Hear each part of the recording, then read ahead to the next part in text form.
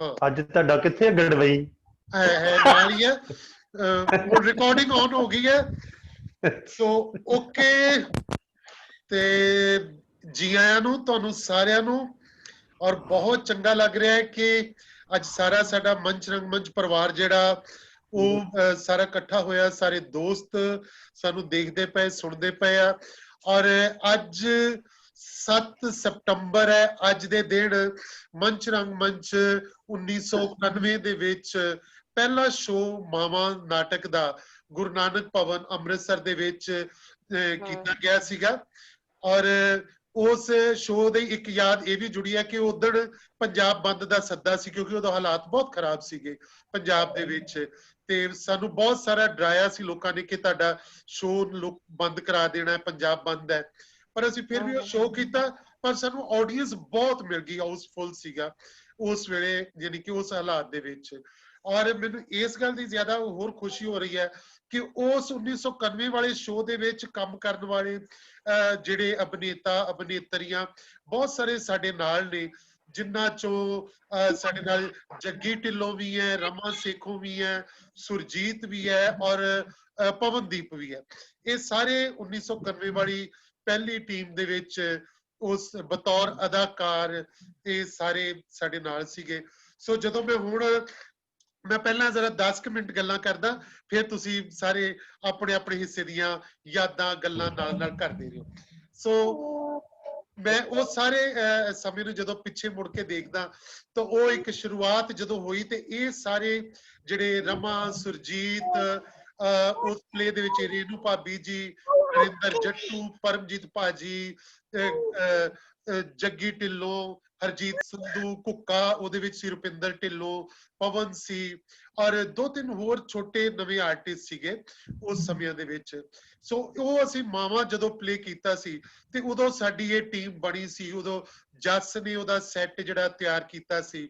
ਔਰ ਉਹਦੀ ਸਭ ਤੋਂ ਜਿਹੜੀ ਖੂਬਸੂਰਤ ਯਾਦ ਇਹ ਹੈ ਕਿਉਂਕਿ ਬਾਅਦ ਵਿੱਚ ਟੀਮਾਂ ਦੇ ਵਿੱਚ ਕਈ ਵਾਰੀ ਪੂਰੀ ਦੀ ਪੂਰੀ ਟੀਮ ਵੀ ਚੇਂਜ ਹੁੰਦੀ ਰਹੀ, ਯਾਨੀ ਮੰਚ ਰੰਗਮੰਚ ਦੇ ਇਦਾਂ ਦੇ ਪੜਾਅ ਆਉਂਦੇ ਰਹੇ। ਕੁਝ ਲੋਕ ਸਾਲੋਂ ਸਾਲ ਕੰਟੀਨਿਊ ਕਰਦੇ ਰਹੇ ਮੇਰੇ ਨਾਲ। ਔਰ ਇੱਕ ਉਹ ਟੀਮ ਦਾ ਇਹ ਸੀ ਕਿ ਜਦੋਂ ਇਹ ਟੀਮ ਬਣੀ ਮੰਚ ਰੰਗਮੰਚ ਦੇ ਸ਼ੁਰੂ ਵਿੱਚ ਤੇ ਉਦੋਂ ਸਾਡੇ ਕੋਲ ਸਿਰਫ ਇੱਕ ਕਮਰਾ ਸੀ ਜਿਹੜਾ ਅਸੀਂ ਇੱਥੇ ਜਿੱਥੇ ਹੁਣ ਪੁਤਲੀ ਘਰ ਸਾਡਾ ਆਫਿਸ ਹੈ, ਉਦੋਂ ਅਸੀਂ ਕਿਰਾਏ ਤੇ ਲਿਆ ਸੀ। ਉਹ 500 ਰੁਪਇਆ ਕਿਰਾਇਆ ਉਹਦਾ ਦੇਣਾ ਹੁੰਦਾ ਸੀ। ਸਾਡੇ ਲਈ ਬੜਾ ਔਖਾ ਸੀਗਾ ਉਸ ਵੇਲੇ, ਪਰ ਅਸੀਂ ਫਿਰ ਵੀ ਉੱਥੇ ਹੀ ਆਪਣੀਆਂ ਕਮਰੇ ਦੇ ਅੰਦਰ ਕੁਝ ਰਿਹਰਸਲਾਂ ਜਾਂ ਸਮਾਨ ਰੱਖਿਆ ਸੀ। ਪਰ ਰਿਹਰਸਲਾਂ ਅਸੀਂ ਖਾਲਸਾ ਸਕੂਲ ਚ ਕਰਦੇ ਸੀ, Khalsa college senior secondary school ਦੇ ਵਿੱਚ, ਉੱਥੇ ਰਿਹਰਸਲਾਂ ਕਰਦੇ ਸੀ।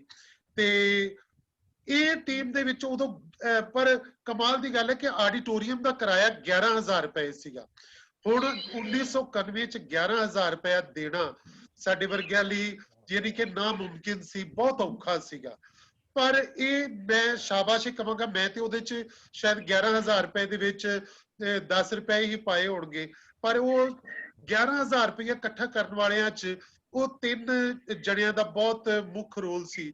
ਇੱਕ ਤੇ ਜੱਗੀ ਦਾ ਬਹੁਤ ਰੋਲ ਸੀ, ਜੱਗੀ, ਹਰਜੀਤ ਸੰਧੂ ਤੇ ਕੁੱਕਾ। ਇਹ ਤਿੰਨੇ ਇਹ ਇਹਨਾਂ ਨੇ ਪਰਚੀਆਂ ਅਸੀਂ ਸਲਿੱਪ ਕੱਟੀ ਸੀ ਤੇ ਖਾਲਸਾ ਕਾਲਜ ਦੇ ਸਟੂਡੈਂਟ ਸੀਗੇ, ਇਹ ਪੜ੍ਹਦੇ ਸੀ ਉੱਥੇ ਉਦੋਂ। ਔਰ ਇਹਨਾਂ ਨੇ ਉਹ 11,000 ਰੁਪਇਆ ਇਕੱਠਾ ਕੀਤਾ ਔਰ ਇਹਨਾਂ ਨੇ ਉਹ ਆਡੀਟੋਰੀਅਮ ਦਾ ਕਿਰਾਇਆ ਸਾਰਾ ਜਿਹੜਾ ਤਾਰਿਆ, ਬਲਕਿ ਥੋੜੇ ਵੱਧ ਹੀ ਪੈਸੇ ਇਕੱਠੇ ਕੀਤੇ ਜਿਹੜੇ ਸਾਡੀ ਪ੍ਰੋਡਕਸ਼ਨ ਲਈ ਵੀ ਸਾਡੇ ਕੰਮ ਆਏ ਜਿਹੜੇ ਪੈਸੇ। ਉਹ ਪ੍ਰੋਡਕਸ਼ਨ ਦੇਖ ਕੇ ਔਰ ਉਹ ਤੋਂ ਸਾਡੇ ਕਹਿ ਲਓ ਕਿ ਬੜਾ ਉਤਸ਼ਾਹ ਬਾਕੀ ਸਾਨੂੰ ਸਾਰਿਆਂ ਨੂੰ ਮਿਲਿਆ ਜੋ ਆਡੀਅנס ਨੇ ਰਿਸਪੌਂਡ ਕੀਤਾ। ਉਹਦੇ ਵਿੱਚ ਜਤਿੰਦਰ ਬਰਾੜ ਹੋਰੀ ਉਦੋਂ ਦੇਖਣ ਆਏ। ਬਰਾੜ ਸਾਹਿਬ ਉਦੋਂ ਥੀਏਟਰ ਤੋਂ ਦੂਰ ਸੀਗੇ ਕਿਉਂਕਿ ਬਹੁਤ ਦੇਰ ਦਾ ਉਹਨਾਂ ਹਾਲਾਤਾਂ ਵਿੱਚ ਉਹ ਥੀਏਟਰ ਨਹੀਂ ਸੀ ਕਰਦੇ, ਨਾਟਸ਼ਾਲਾ ਨਹੀਂ ਸੀ ਬਣੀ ਹੋਈ, ਕੁਝ ਨਹੀਂ ਸੀ ਇਹੋ ਜਿਹਾ। ਪਰ ਉਹਨਾਂ ਨੇ ਸਾਨੂੰ ਇਹ ਸੱਦਾ ਦਿੱਤਾ ਕਿ ਤੁਸੀਂ ਰਿਹਰਸਲਾਂ ਲਈ ਜਗ੍ਹਾ ਨਹੀਂ ਹੈ ਤੇ ਮੇਰੀ ਫੈਕਟਰੀ 'ਚ ਵਿਹੜੇ 'ਚ ਰਿਹਰਸਲਾਂ ਕਰ ਲਿਆ ਕਰੋ। ਤੇ ਉਹਨਾਂ ਨੇ ਸਾਨੂੰ ਬਲਕਿ ਅੱਗੋਂ ਤੋਂ ਪ੍ਰੋਮਿਸ ਕੀਤਾ ਕਿ ਜਦੋਂ ਤੁਸੀਂ ਕਦੀ ਕੁਝ ਕਰੋ ਤੇ ਮੈਂ ਤੁਹਾਡੀ ਹੈਲਪ ਵੀ ਕਰਿਆ ਕਰਾਂਗਾ। ਸੋ ਇਦਾਂ ਸਾਨੂੰ ਜਿਹੜੀ ਹੈਲਪ ਤੇ ਸਾਨੂੰ ਉਤਸ਼ਾਹ, ਸਾਨੂੰ ਸਹਿਯੋਗ ਜਿਹੜਾ ਕਿ ਮਿਲਣਾ ਸ਼ੁਰੂ ਹੋਇਆ। ਔਰ ਅਜੇ ਇਹ ਸਤੰਬਰ ਦਾ ਮਹੀਨਾ ਗੁਜ਼ਰਿਆ ਹੀ ਸੀ ਕਿ ਮੈਂ ਵਰਕਸ਼ਾਪ ਲਾਉਣ ਲਈ ਸਮਰਾਲੇ ਸੀ ਔਰ 10 ਅਕਤੂਬਰ ਨੂੰ ਯਾਨੀ ਠੀਕ 1 ਮਹੀਨੇ ਬਾਅਦ ਸੁਖਦੇਵ ਪ੍ਰੀਤ ਦੀ ਡੈਥ ਹੋ ਗਈ। ਸੁਖਦੇਵ ਪ੍ਰੀਤ ਉਦੋਂ ਸਾਡੇ ਮੰਚ ਰੰਗਮੰਚ ਦਾ ਹਿੱਸਾ ਨਹੀਂ ਸੀਗਾ, ਪਰ ਉਹ ਸਾਡਾ ਦੋਸਤ ਸੀਗਾ ਤੇ ਬਹੁਤ ਨੇੜੇ ਦੇ ਅਸੀਂ ਦੋਸਤ ਸੀ ਤੇ ਉਹ ਤੇ ਨਰਿੰਦਰ ਸੰਘੀ ਨਾਟਕ ਜ਼ਰੂਰ ਦੇਖਣ ਆਏ ਤਾਂ ਬੜੇ ਉਤਸ਼ਾਹ ਨਾਲ ਪਿਆਰ ਨਾਲ ਉਦੋਂ ਸਟੇਜ ਤੇ ਆ ਕੇ ਮਿਲਿਆ ਸਾਰਿਆਂ ਨੂੰ ਬੜਾ ਉਹਨੇ ਸਹਿਯੋਗ ਲਈ ਵੀ ਮੈਂ ਵੀ ਅੱਗੇ ਤੋਂ ਤੁਹਾਡੇ ਨਾਲ ਕੰਮ ਵੀ ਮੈਨੂੰ ਵੀ ਕਰਾਓ ਤੇ ਪਰ ਉਹਦੀ 10 ਅਕਤੂਬਰ ਨੂੰ ਡੈਥ ਹੋ ਜਾਂਦੀ ਹੈ।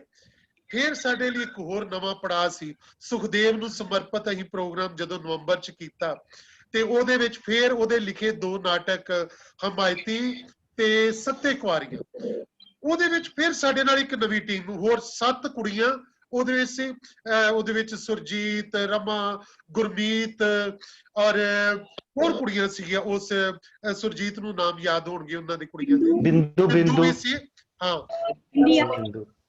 ਬਿੰਦੀਆਂ ਹਾਂ ਇਦਾਂ ਇੱਕ ਕੁੜੀ ਬਾਅਦ ਵਿੱਚ ਖਾਲਸਾ ਕਾਲਜ ਫਾਰ ਵੂਮਨ ਦੇ ਵਿੱਚ ਪੜਾਉਂਦੀ ਵੀ ਰਹੀ ਉਹ ਚੋਂ ਪਵਨ ਨੂੰ ਨਾਮ ਪਤਾ ਹੋਏਗਾ ਬੇਦੀ ਮਿਸਿਸ ਬੇਦੀ ਦੀ ਵਾਈਫ ਸੀ ਅਰਵਿੰਦਰ ਹਾਂ ਰਵਿੰਦਰ ਕੌਰ ਅਰਵਿੰਦਰ ਨਹੀਂ ਹਰਿੰਦਰ ਰਵਿੰਦਰ ਹਾਂ ਰਵਿੰਦਰ ਉਹ ਕੁੜੀ ਨੇ ਵੀ ਕੰਮ ਸਾਡੇ ਨਾਲ ਕੀਤਾ ਸੀ ਉਹਦੇ ਵਿੱਚ ਇੱਕ ਮੰਜੂ ਸੀ ਕੁੜੀ ਮੈਨੂੰ ਯਾਦ ਆ ਗਿਆ ਇੱਕ ਮੰਜੂ ਉਹਦੇ ਵਿੱਚ ਇੱਕ ਸੁਰਿੰਦਰ ਵੀ ਸੀਗੀ ਸੁਰਿੰਦਰ ਸੋ ਉਹ ਪਲੇ ਫਿਰ ਉਸ ਤੋਂ ਬਾਅਦ ਇੱਕ ਸਿੰਘ ਸੂਰਮੇ ਅਸੀਂ ਕੀਤਾ ਸਿੰਘ ਸੂਰਮੇ ਚ ਮੈਨੂੰ ਯਾਦ ਹੈ 92 ਚ ਜਦੋਂ ਅਸੀਂ ਕੀਤਾ ਉਹ ਗੁਰੂ ਰਾਮਦਾਸ ਕਮੇਟੀ ਲਈ ਤਾਂ ਉਹਦੇ ਵਿੱਚ ਕੁਵੇਲ ਦੀ ਐਂਟਰੀ ਹੋਈ ਉਹਦੇ ਵਿੱਚ ਉਦੋਂ ਇਹ ਇੱਕ ਛੋਟਾ ਸਿੱਖ ਬੱਚਾ ਯਾਨੀ ਕਿ ਯੰਗ ਸੀਗਾ ਉਦੋਂ ਹਲੇ 10ਵੀਂ 12ਵੀਂ ਦਾ ਸਟੂਡੈਂਟ ਸੀ ਜਦੋਂ ਇਹ ਆਇਆ ਸੀਗਾ ਤੇ ਲਾਡੇ ਨੇ ਵੀ ਜੁਆਇਨ ਕਰ ਲਿਆ ਸਾਨੂੰ ਲਾਡਾ ਵੀ ਸਾਡੇ ਨਾਲ ਬੈਠਾ ਹੋਇਆ ਸੋ ਉਹ ਸੀ ਫਿਰ ਉਸ ਤੋਂ ਬਾਅਦ ਕਹਿ ਲੋ ਕਿ ਚੱਲ ਫਿਰ ਅਸੀਂ ਫਾਸਲੇ ਜਦੋਂ ਕੀਤਾ ਤੇ ਕੋਰਟ ਮਾਰਸ਼ਲ ਕੀਤਾ ਫਿਰ ਲੂਣਾ ਜਦੋਂ ਅਸੀਂ ਕੀਤਾ ਫਿਰ ਅਗੇਨ ਹੋਰ ਇੱਕ ਕੁਝ ਲੋਕ ਸਾਡੇ ਨਾਲ ਜੁੜੇ ਜਿਹ ਚ ਰਵੀ ਨੰਦਨ ਲੱਖਾ ਲਹਿਰੀ ਸਾਡੇ ਨਾਲ ਉਹਦੇ ਵਿੱਚ ਜੁੜੇ ਉਹਦੇ ਵਿੱਚ ਰੂਬੀ ਵੀ ਉਹਦੇ ਵਿੱਚ ਆਇਆ ਸੁਰਜੀਤ ਰਮਾ ਤੇ ਸੀਗੀਆਂ ਹੀ ਬਿੰਦੂ ਸੀ ਗੁਰਮੀਤ ਸੀ ਉਹਦੇ ਵਿੱਚ ਸੁਖਵਿੰਦਰ ਜਸਵਿੰਦਰ ਇਹ ਦੋਵੇਂ ਕੁੜੀਆਂ ਇੱਕ ਹੋਰ ਅਨੂ ਸੀ ਸਾਡੇ ਨਾਲ ਇੱਕ ਸ਼ਾਇਦ ਪਿੰਕਿਸ਼ ਵੀ ਸੀਗੀ ਭਾਜੀ ਪਿੰਕਿਸ਼ ਬਾਅਦ ਚਾਹੀਏ ਸਾਡੇ ਨਾਲ ਥੋੜਾ ਉਹ ਮੇਰੇ ਖਿਆਲ ਜਾਂ ਉਸ ਤੋਂ ਪਹਿਲੇ ਆ ਗਈ ਸੀ ਪਰ ਉਸ ਪਲੇ ਚ ਨਹੀਂ ਸੀਗੀ ਸਿੰਘ ਸੂਰਮੇ ਚ ਮੇਰੇ ਖਿਆਲ ਸੀਗੀ ਮੈਨੂੰ ਯਾਦ ਹੈ ਉਹਦੇ ਵਿੱਚ ਉਹ ਕੁੜੀ ਸੀਗੀ ਪਰ ਉਹਨੇ ਲੂਣਾ ਚ ਬਾਅਦ ਚ ਕੀਤਾ ਸੀ ਪਰ ਪਹਿਲੇ ਨਹੀਂ ਸੀ ਉਹ ਗੁਰਮੀਤ ਵਾਲਾ ਰੋਲ ਉਹ ਕਰਦੀ ਸੀ ਸੋ ਇਹ ਇੱਕ ਟੀਮ ਜਿਹੜੀ ਹੌਲੀ ਹੌਲੀ ਚੇਂਜ ਹੁੰਦੀ ਕਦੇਸਣ ਦੇ ਵਿੱਚ ਪਹਿਲੇ ਰਮਾ ਨੇ ਫਿਰ ਰੋਲ ਕੀਤਾ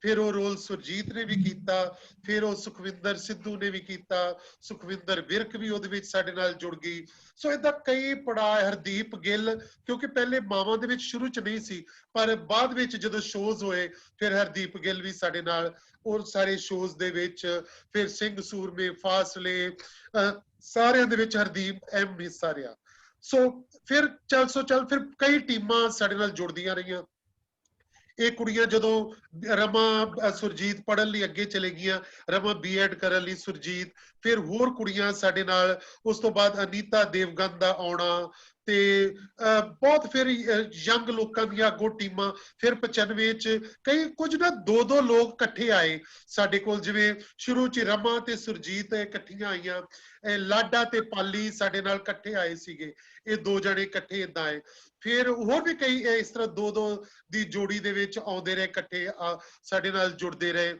ਸਾਡੇ ਗਰੁੱਪ ਦੇ ਵਿੱਚ ਫਿਰ ਕੰਟੀਨਿਊਸਲੀ ਕਈ ਸਾਡੇ ਨਾਲ ਕੁੜੀਆਂ ਫਿਰ ਡਾਕਟਰ ਨੀਟਾ ਮਿੰਦਰਾ ਹੋਰਾਂ ਨੇ ਸਾਡੇ ਨਾਲ ਬਹੁਤ ਸਾਰੇ ਨਾਟਕਾਂ ਦੇ ਵਿੱਚ ਕੰਮ ਕੀਤਾ ਬਲ ਦੇ ਟਿੱਬੇ ਚ ਪ੍ਰਤਾਪੀ ਚ ਲੂਣ ਦੀ ਗੁੱਡੀ ਵਿੱਚ ਸੋ ਇਸ ਤਰ੍ਹਾਂ ਉਹਨਾਂ ਨੇ ਕਾਫੀ ਸਾਰੇ ਸਾਡੇ ਨਾਲ ਪਲੇਜ਼ ਜਿਹੜੇ ਉਹਨਾਂ ਦੇ ਵੀ ਸਾਡੇ ਨਾਲ ਜਿਹੜੇ ਕਿ ਬਤੌਰ ਅਦਾਕਾਰਾ ਉਹਨਾਂ ਨੇ ਕੰਮ ਕੀਤਾ ਫਿਰ ਇੱਕ ਦੌਰ ਆਇਆ ਜਦੋਂ ਜਿਹੜੇ ਗੁਰਜੋਤ ਸੋਢੀ ਹੋਰਾਂ ਵਾਲਾ ਜਿਹੜਾ ਪੀਰੀਅਡ ਸੀ ਕਿ ਫਿਰ ਸਾਰੇ ਯੰਗ ਕ੍ਰਾਂਤੀ ਲੱਕੀ ਗੁਰਜੋਤ ਸੋਢੀ ਸੀਗਾ ਨਿਸ਼ਾਨ ਚੀਮਾ ਸੀ ਰਾਜਾ ਸੀਗਾ ਫਿਰ ਇੱਕ ਇਹਨਾਂ ਦਾ ਪੂਰਾ ਆਇਆ ਇਹਨਾਂ ਤੋਂ ਬਾਅਦ ਫਿਰ ਇੱਕ ਸਾਹਿਲ ਹੋਰਾਂ ਵਾਲਾ ਜਿਹੜਾ ਪੂਰਾ ਡੀਏਵੀ ਕਾਲਜ ਫਿਰ ਉਹ ਹੋਇਆ ਕਿ ਜਦੋਂ ਮੈਂ ਕਾਲਜਾਂ ਵਿੱਚ ਕੰਮ ਕਰਵਾਉਣ ਲੱਗਾ ਫਿਰ ਉਦੋਂ ਸਾਰੇ ਜਿਹੜੇ ਕਾਲਜਾਂ ਦੇ ਯੰਗ ਲੋਕ ਸੀ ਉਹ ਹੌਲੀ ਜਿਹੜੇ ਸਾਡੇ ਨਾਲ ਜੁੜਦੇ ਰਹੇ ਪਰ ਵਿੱਚੋਂ ਇੱਕ ਸ਼ੁਰੂ ਤੋਂ ਇੱਕ ਇਹੋ ਜਿਹਾ ਦੌਰ ਰਿਹਾ ਕਿ ਜਿਵੇਂ ਲੂਣਾ ਤੋਂ ਲੱਖਾ ਲਹਿਰੀ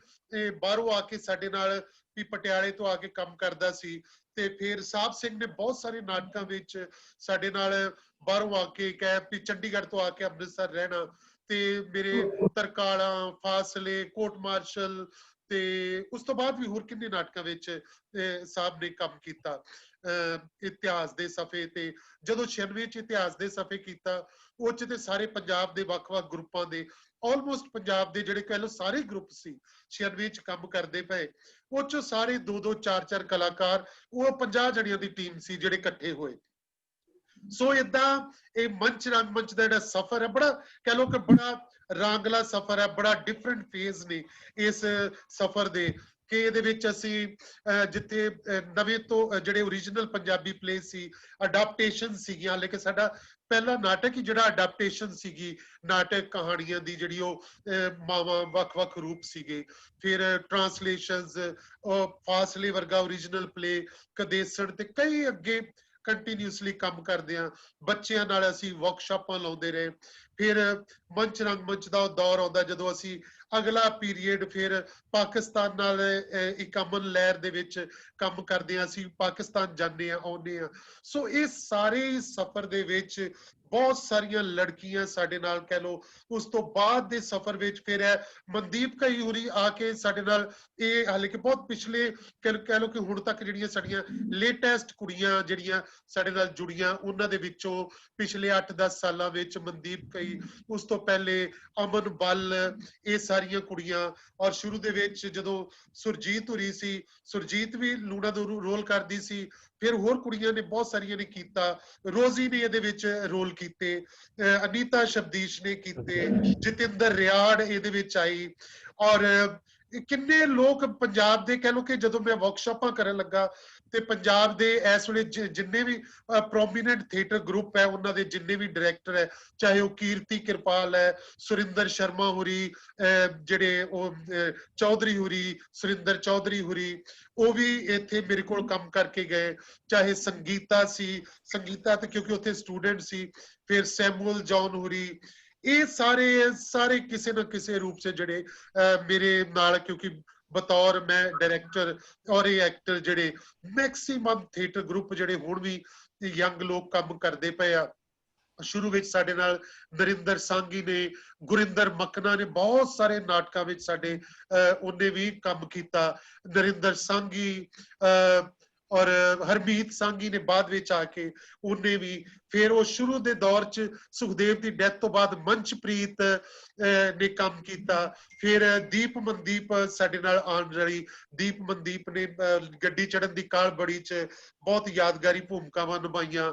ਮੰਚ ਨੇ ਮਹਾਪੰਡਤ ਤੇ ਹੋਰ ਬਹੁਤ ਸਾਰੇ ਇਦਾਂ ਦੇ ਨਾਟਕ ਸੀ। ਸੋ ਜਦੋਂ ਮੈਂ ਕੱਲੇ ਅਗਰ ਐਕਟਰਾਂ ਦੀ ਗੱਲ ਕਰਾਂ ਤੇ ਹਰ ਇੱਕ ਦੇ ਆਪੋ ਆਪਣੇ ਦੌਰ ਨੇ, ਕਿ ਜਿਹੜੋ ਬਤੌਰ ਅਦਾਕਾਰ ਉਹਨਾਂ ਨੇ, ਚਾਹੇ ਕਦੀ ਹਰਦੀਪ ਗਿੱਲ ਨੇ ਲਗਾਤਾਰ ਅਦਾਕਾਰ ਦੇ ਰੋਲ ਨਿਭਾਏ, ਪਵਨ ਨੇ ਪੁਲਸੀਏ ਵਰਗੇ ਨਾਟਕ ਦੇ ਵਿੱਚ, ਔਰ ਕੋਰਟ ਮਾਰਸ਼ਲ ਦੇ ਵਿੱਚ ਪਵੇਲ ਨੇ ਬੜੇ ਸਾਰੇ, ਮੈਂ ਕਈ ਵਾਰ ਕਹਿੰਦਾ ਸਭ ਤੋਂ ਵੱਧ ਸ਼ਹੀਦਾਂ ਦੇ ਰੋਲ ਪਵੇਲ ਨੇ ਕੀਤੇ, ਕਿ ਭਗਤ ਸਿੰਘ ਵੀ ਬਣਿਆ, ਊਧਮ ਸਿੰਘ ਵੀ ਬਣਿਆ, ਇਹ ਏਦਾਂ ਦੇ ਸਾਰੇ ਜਿੰਨੇ ਸ਼ਹੀਦ ਹੋਣ ਵਾਲੇ ਸੀ, ਪਵੇਲ ਸਾਡੇ ਨਾਲ ਉਹਦੇ ਵਿੱਚ ਜੁੜਿਆ ਰਿਹਾ। ਪਰ ਹੋਰ ਵੀ ਇਹਨੇ ਗੱਡੀ ਚੜ੍ਹਨ ਦੀ ਕਾਲ ਬੜੀ, ਤੇ ਫਿਰ ਅਗਲੇ ਦੌਰ ਦੇ ਵਿੱਚ ਜਦੋਂ ਇਹ ਸਾਰੇ ਪਵੇਲ ਉਰੀ ਕਰ ਰਹੇ ਸੀ, ਉਸ ਤੋਂ ਬਾਅਦ ਫਿਰ ਇਹਨਾਂ ਤੋਂ 10-12 ਸਾਲ ਬਾਅਦ ਫਿਰ ਗੁਰਤੇਜ ਮਾਨ ਜਦੋਂ 2003-4 ਦੇ ਵਿੱਚ ਆਉਂਦਾ, ਫਿਰ ਉਹਦੀ ਇੱਕ ਦੌਰ ਤੋਂ ਸ਼ੁਰੂ ਹੁੰਦਾ ਬਤੌਰ ਅਦਾਕਾਰ, ਛੋਟੇ ਰੋਲ ਕਰਦੇ ਆ, ਫਿਰ ਉਹ ਬਤੌਰ ਹੀਰੋ ਔਰ ਮੇਜਰ ਰੋਲ ਜਿਹੜੇ ਕਿ ਉਹ ਕਰਨ ਲੱਗਦਾ।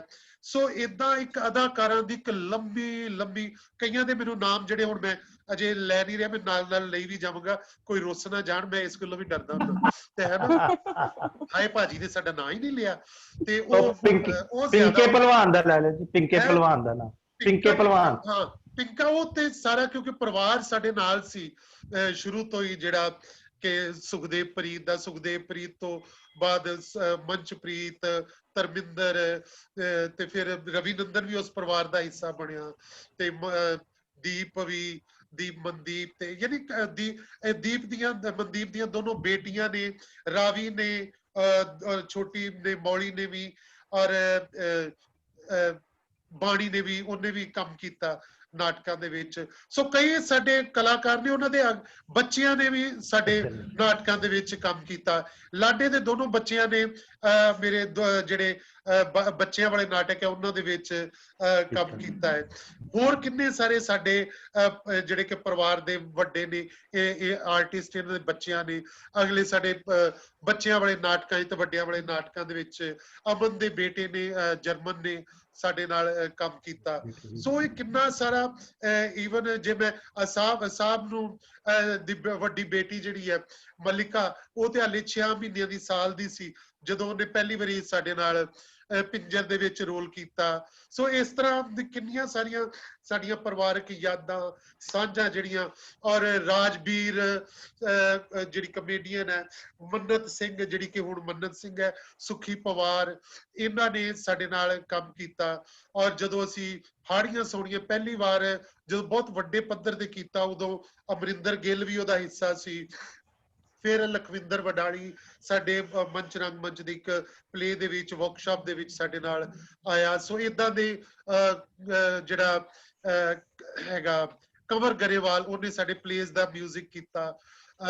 ਇਹ ਰਵੀ ਨੰਦਨ ਹਰਿੰਦਰ ਸੋਲ ਇੰਦਰਜੀਤ ਮੈਡਮ ਬਹੁਤ ਸੋਹਣਾ ਉਹਨਾਂ ਨੇ ਬਹੁਤ ਸਾਰੇ ਨਾਟਕਾਂ 'ਚ ਸਾਡੇ ਮਿਊਜ਼ਿਕ ਕੀਤਾ।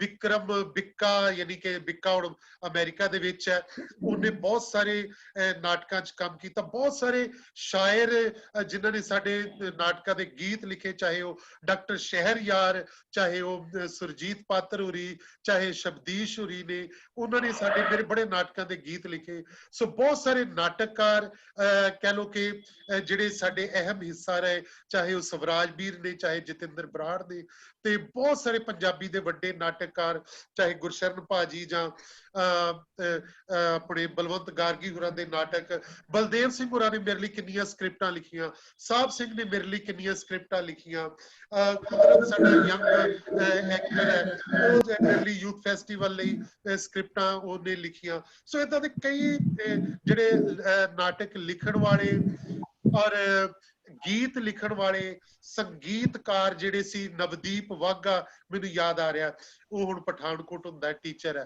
ਤੇ ਉਹਨੇ ਕਿੰਨੇ ਨਾਟਕਾਂ 'ਚ ਮਿਊਜ਼ਿਕ ਕੀਤਾ। ਚੰਦ ਬੰਬੇ ਹੈ ਉਹ ਮਿਊਜ਼ਿਕ ਡਾਇਰੈਕਟਰ ਹੈ ਔਰ ਰਾਂਝਾ ਬੰਬੇ ਹੈ ਉਹ ਮਿਊਜ਼ਿਕ ਡਾਇਰੈਕਟਰ ਹੈ। ਚੰਦ ਦੀ ਵਾਈਫ ਜ਼ੋਰਾ ਬਰਾੜ ਉੱਥੇ ਹੈ। ਰਾਜਾ ਤੇ ਰਾਜੇ ਦੀ ਵਾਈਫ ਆਸਟ੍ਰੇਲੀਆ ਨੇ ਕੀ ਕੁੜੀ ਸਾਡੀ ਪ੍ਰਭ ਉੱਥੇ ਹੈ। ਸੋ ਏਦਾਂ ਕਿੰਨੇ ਕਿੰਨੇ ਕਿੰਨੇ ਜਸਕਰਨ ਕੈਨੇਡਾ ਬੈਠਾ ਹੈ ਕੋਈ ਅਮਰੀਕਾ ਕੈਨੇਡਾ ਬੜੀ ਦੂਰ ਦੂਰ ਸਾਰੇ ਬੈਠੇ ਹੋਏ ਨੇ ਕੁਝ ਇੱਥੇ ਨੇ ਅੰਮ੍ਰਿਤਸਰ 'ਚ ਕੁਝ ਨੇ ਆਪਣੇ ਥੀਏਟਰ ਗਰੁੱਪ ਬਣਾਏ। ਸੋ ਸਾਰੇ ਕੰਟੀਨਿਊਸਲੀ ਮੈਨੂੰ ਇਹ ਚੰਗਾ ਲੱਗਦਾ ਵੀ ਉਹ ਸਾਰੇ ਕੰਟੀਨਿਊਸਲੀ ਕੰਮ ਕਰਦੇ ਪਏ ਜਿੱਥੇ ਜਿੱਥੇ ਬੈਠੇ ਆ। ਔਰ ਜੇ ਮੈਂ ਥੀਏਟਰ ਵਰਕਸ਼ਾਪਾਂ ਮੇਰੀਆਂ ਬੱਚਿਆਂ ਨਾਲ ਵੱਡਿਆਂ ਨਾਲ ਵਰਕਸ਼ਾਪਾਂ ਵਾਲੇ ਜਿਹੜੇ ਆਰਟਿਸਟ ਉਹਨਾਂ ਦੀ ਵੀ ਗਿਣਤੀ ਕਰਾਂ ਮੰਚ ਰੰਗਮੰਚ ਦੀ ਵੀ ਗਿਣਤੀ ਕਰਾਂ ਤੇ ਮੈਨੂੰ ਹੁਣ ਮੈਂ ਉਹ ਮੋਟੇ ਤੌਰ ਤੇ ਮੈਨੂੰ ਲੱਗਦਾ ਵੀ ਇਹ 8-10 ਹਜ਼ਾਰ ਕਲਾਕਾਰ ਹੋਣਗੇ ਜਿਨ੍ਹਾਂ ਨੂੰ ਮੇਰੇ ਡਾਇਰੈਕਸ਼ਨ ਹੇਠ ਜਿਨ੍ਹਾਂ ਨੇ ਕੰਮ ਕੀਤਾ ਜਾਂ ਜਿਨ੍ਹਾਂ ਨਾਲ ਮੈਨੂੰ ਮੌਕਾ ਮਿਲਿਆ ਵੀ ਉਹਨਾਂ ਦੀ ਅਦਾਕਾਰੀ ਦੇ ਨਾਲ ਤੁਰਨ ਦਾ ਜਿਹੜਾ ਕਿ ਸਫ਼ਰ ਕਰਨ ਦਾ ਮੈਨੂੰ ਮੌਕਾ ਮਿਲਿਆ।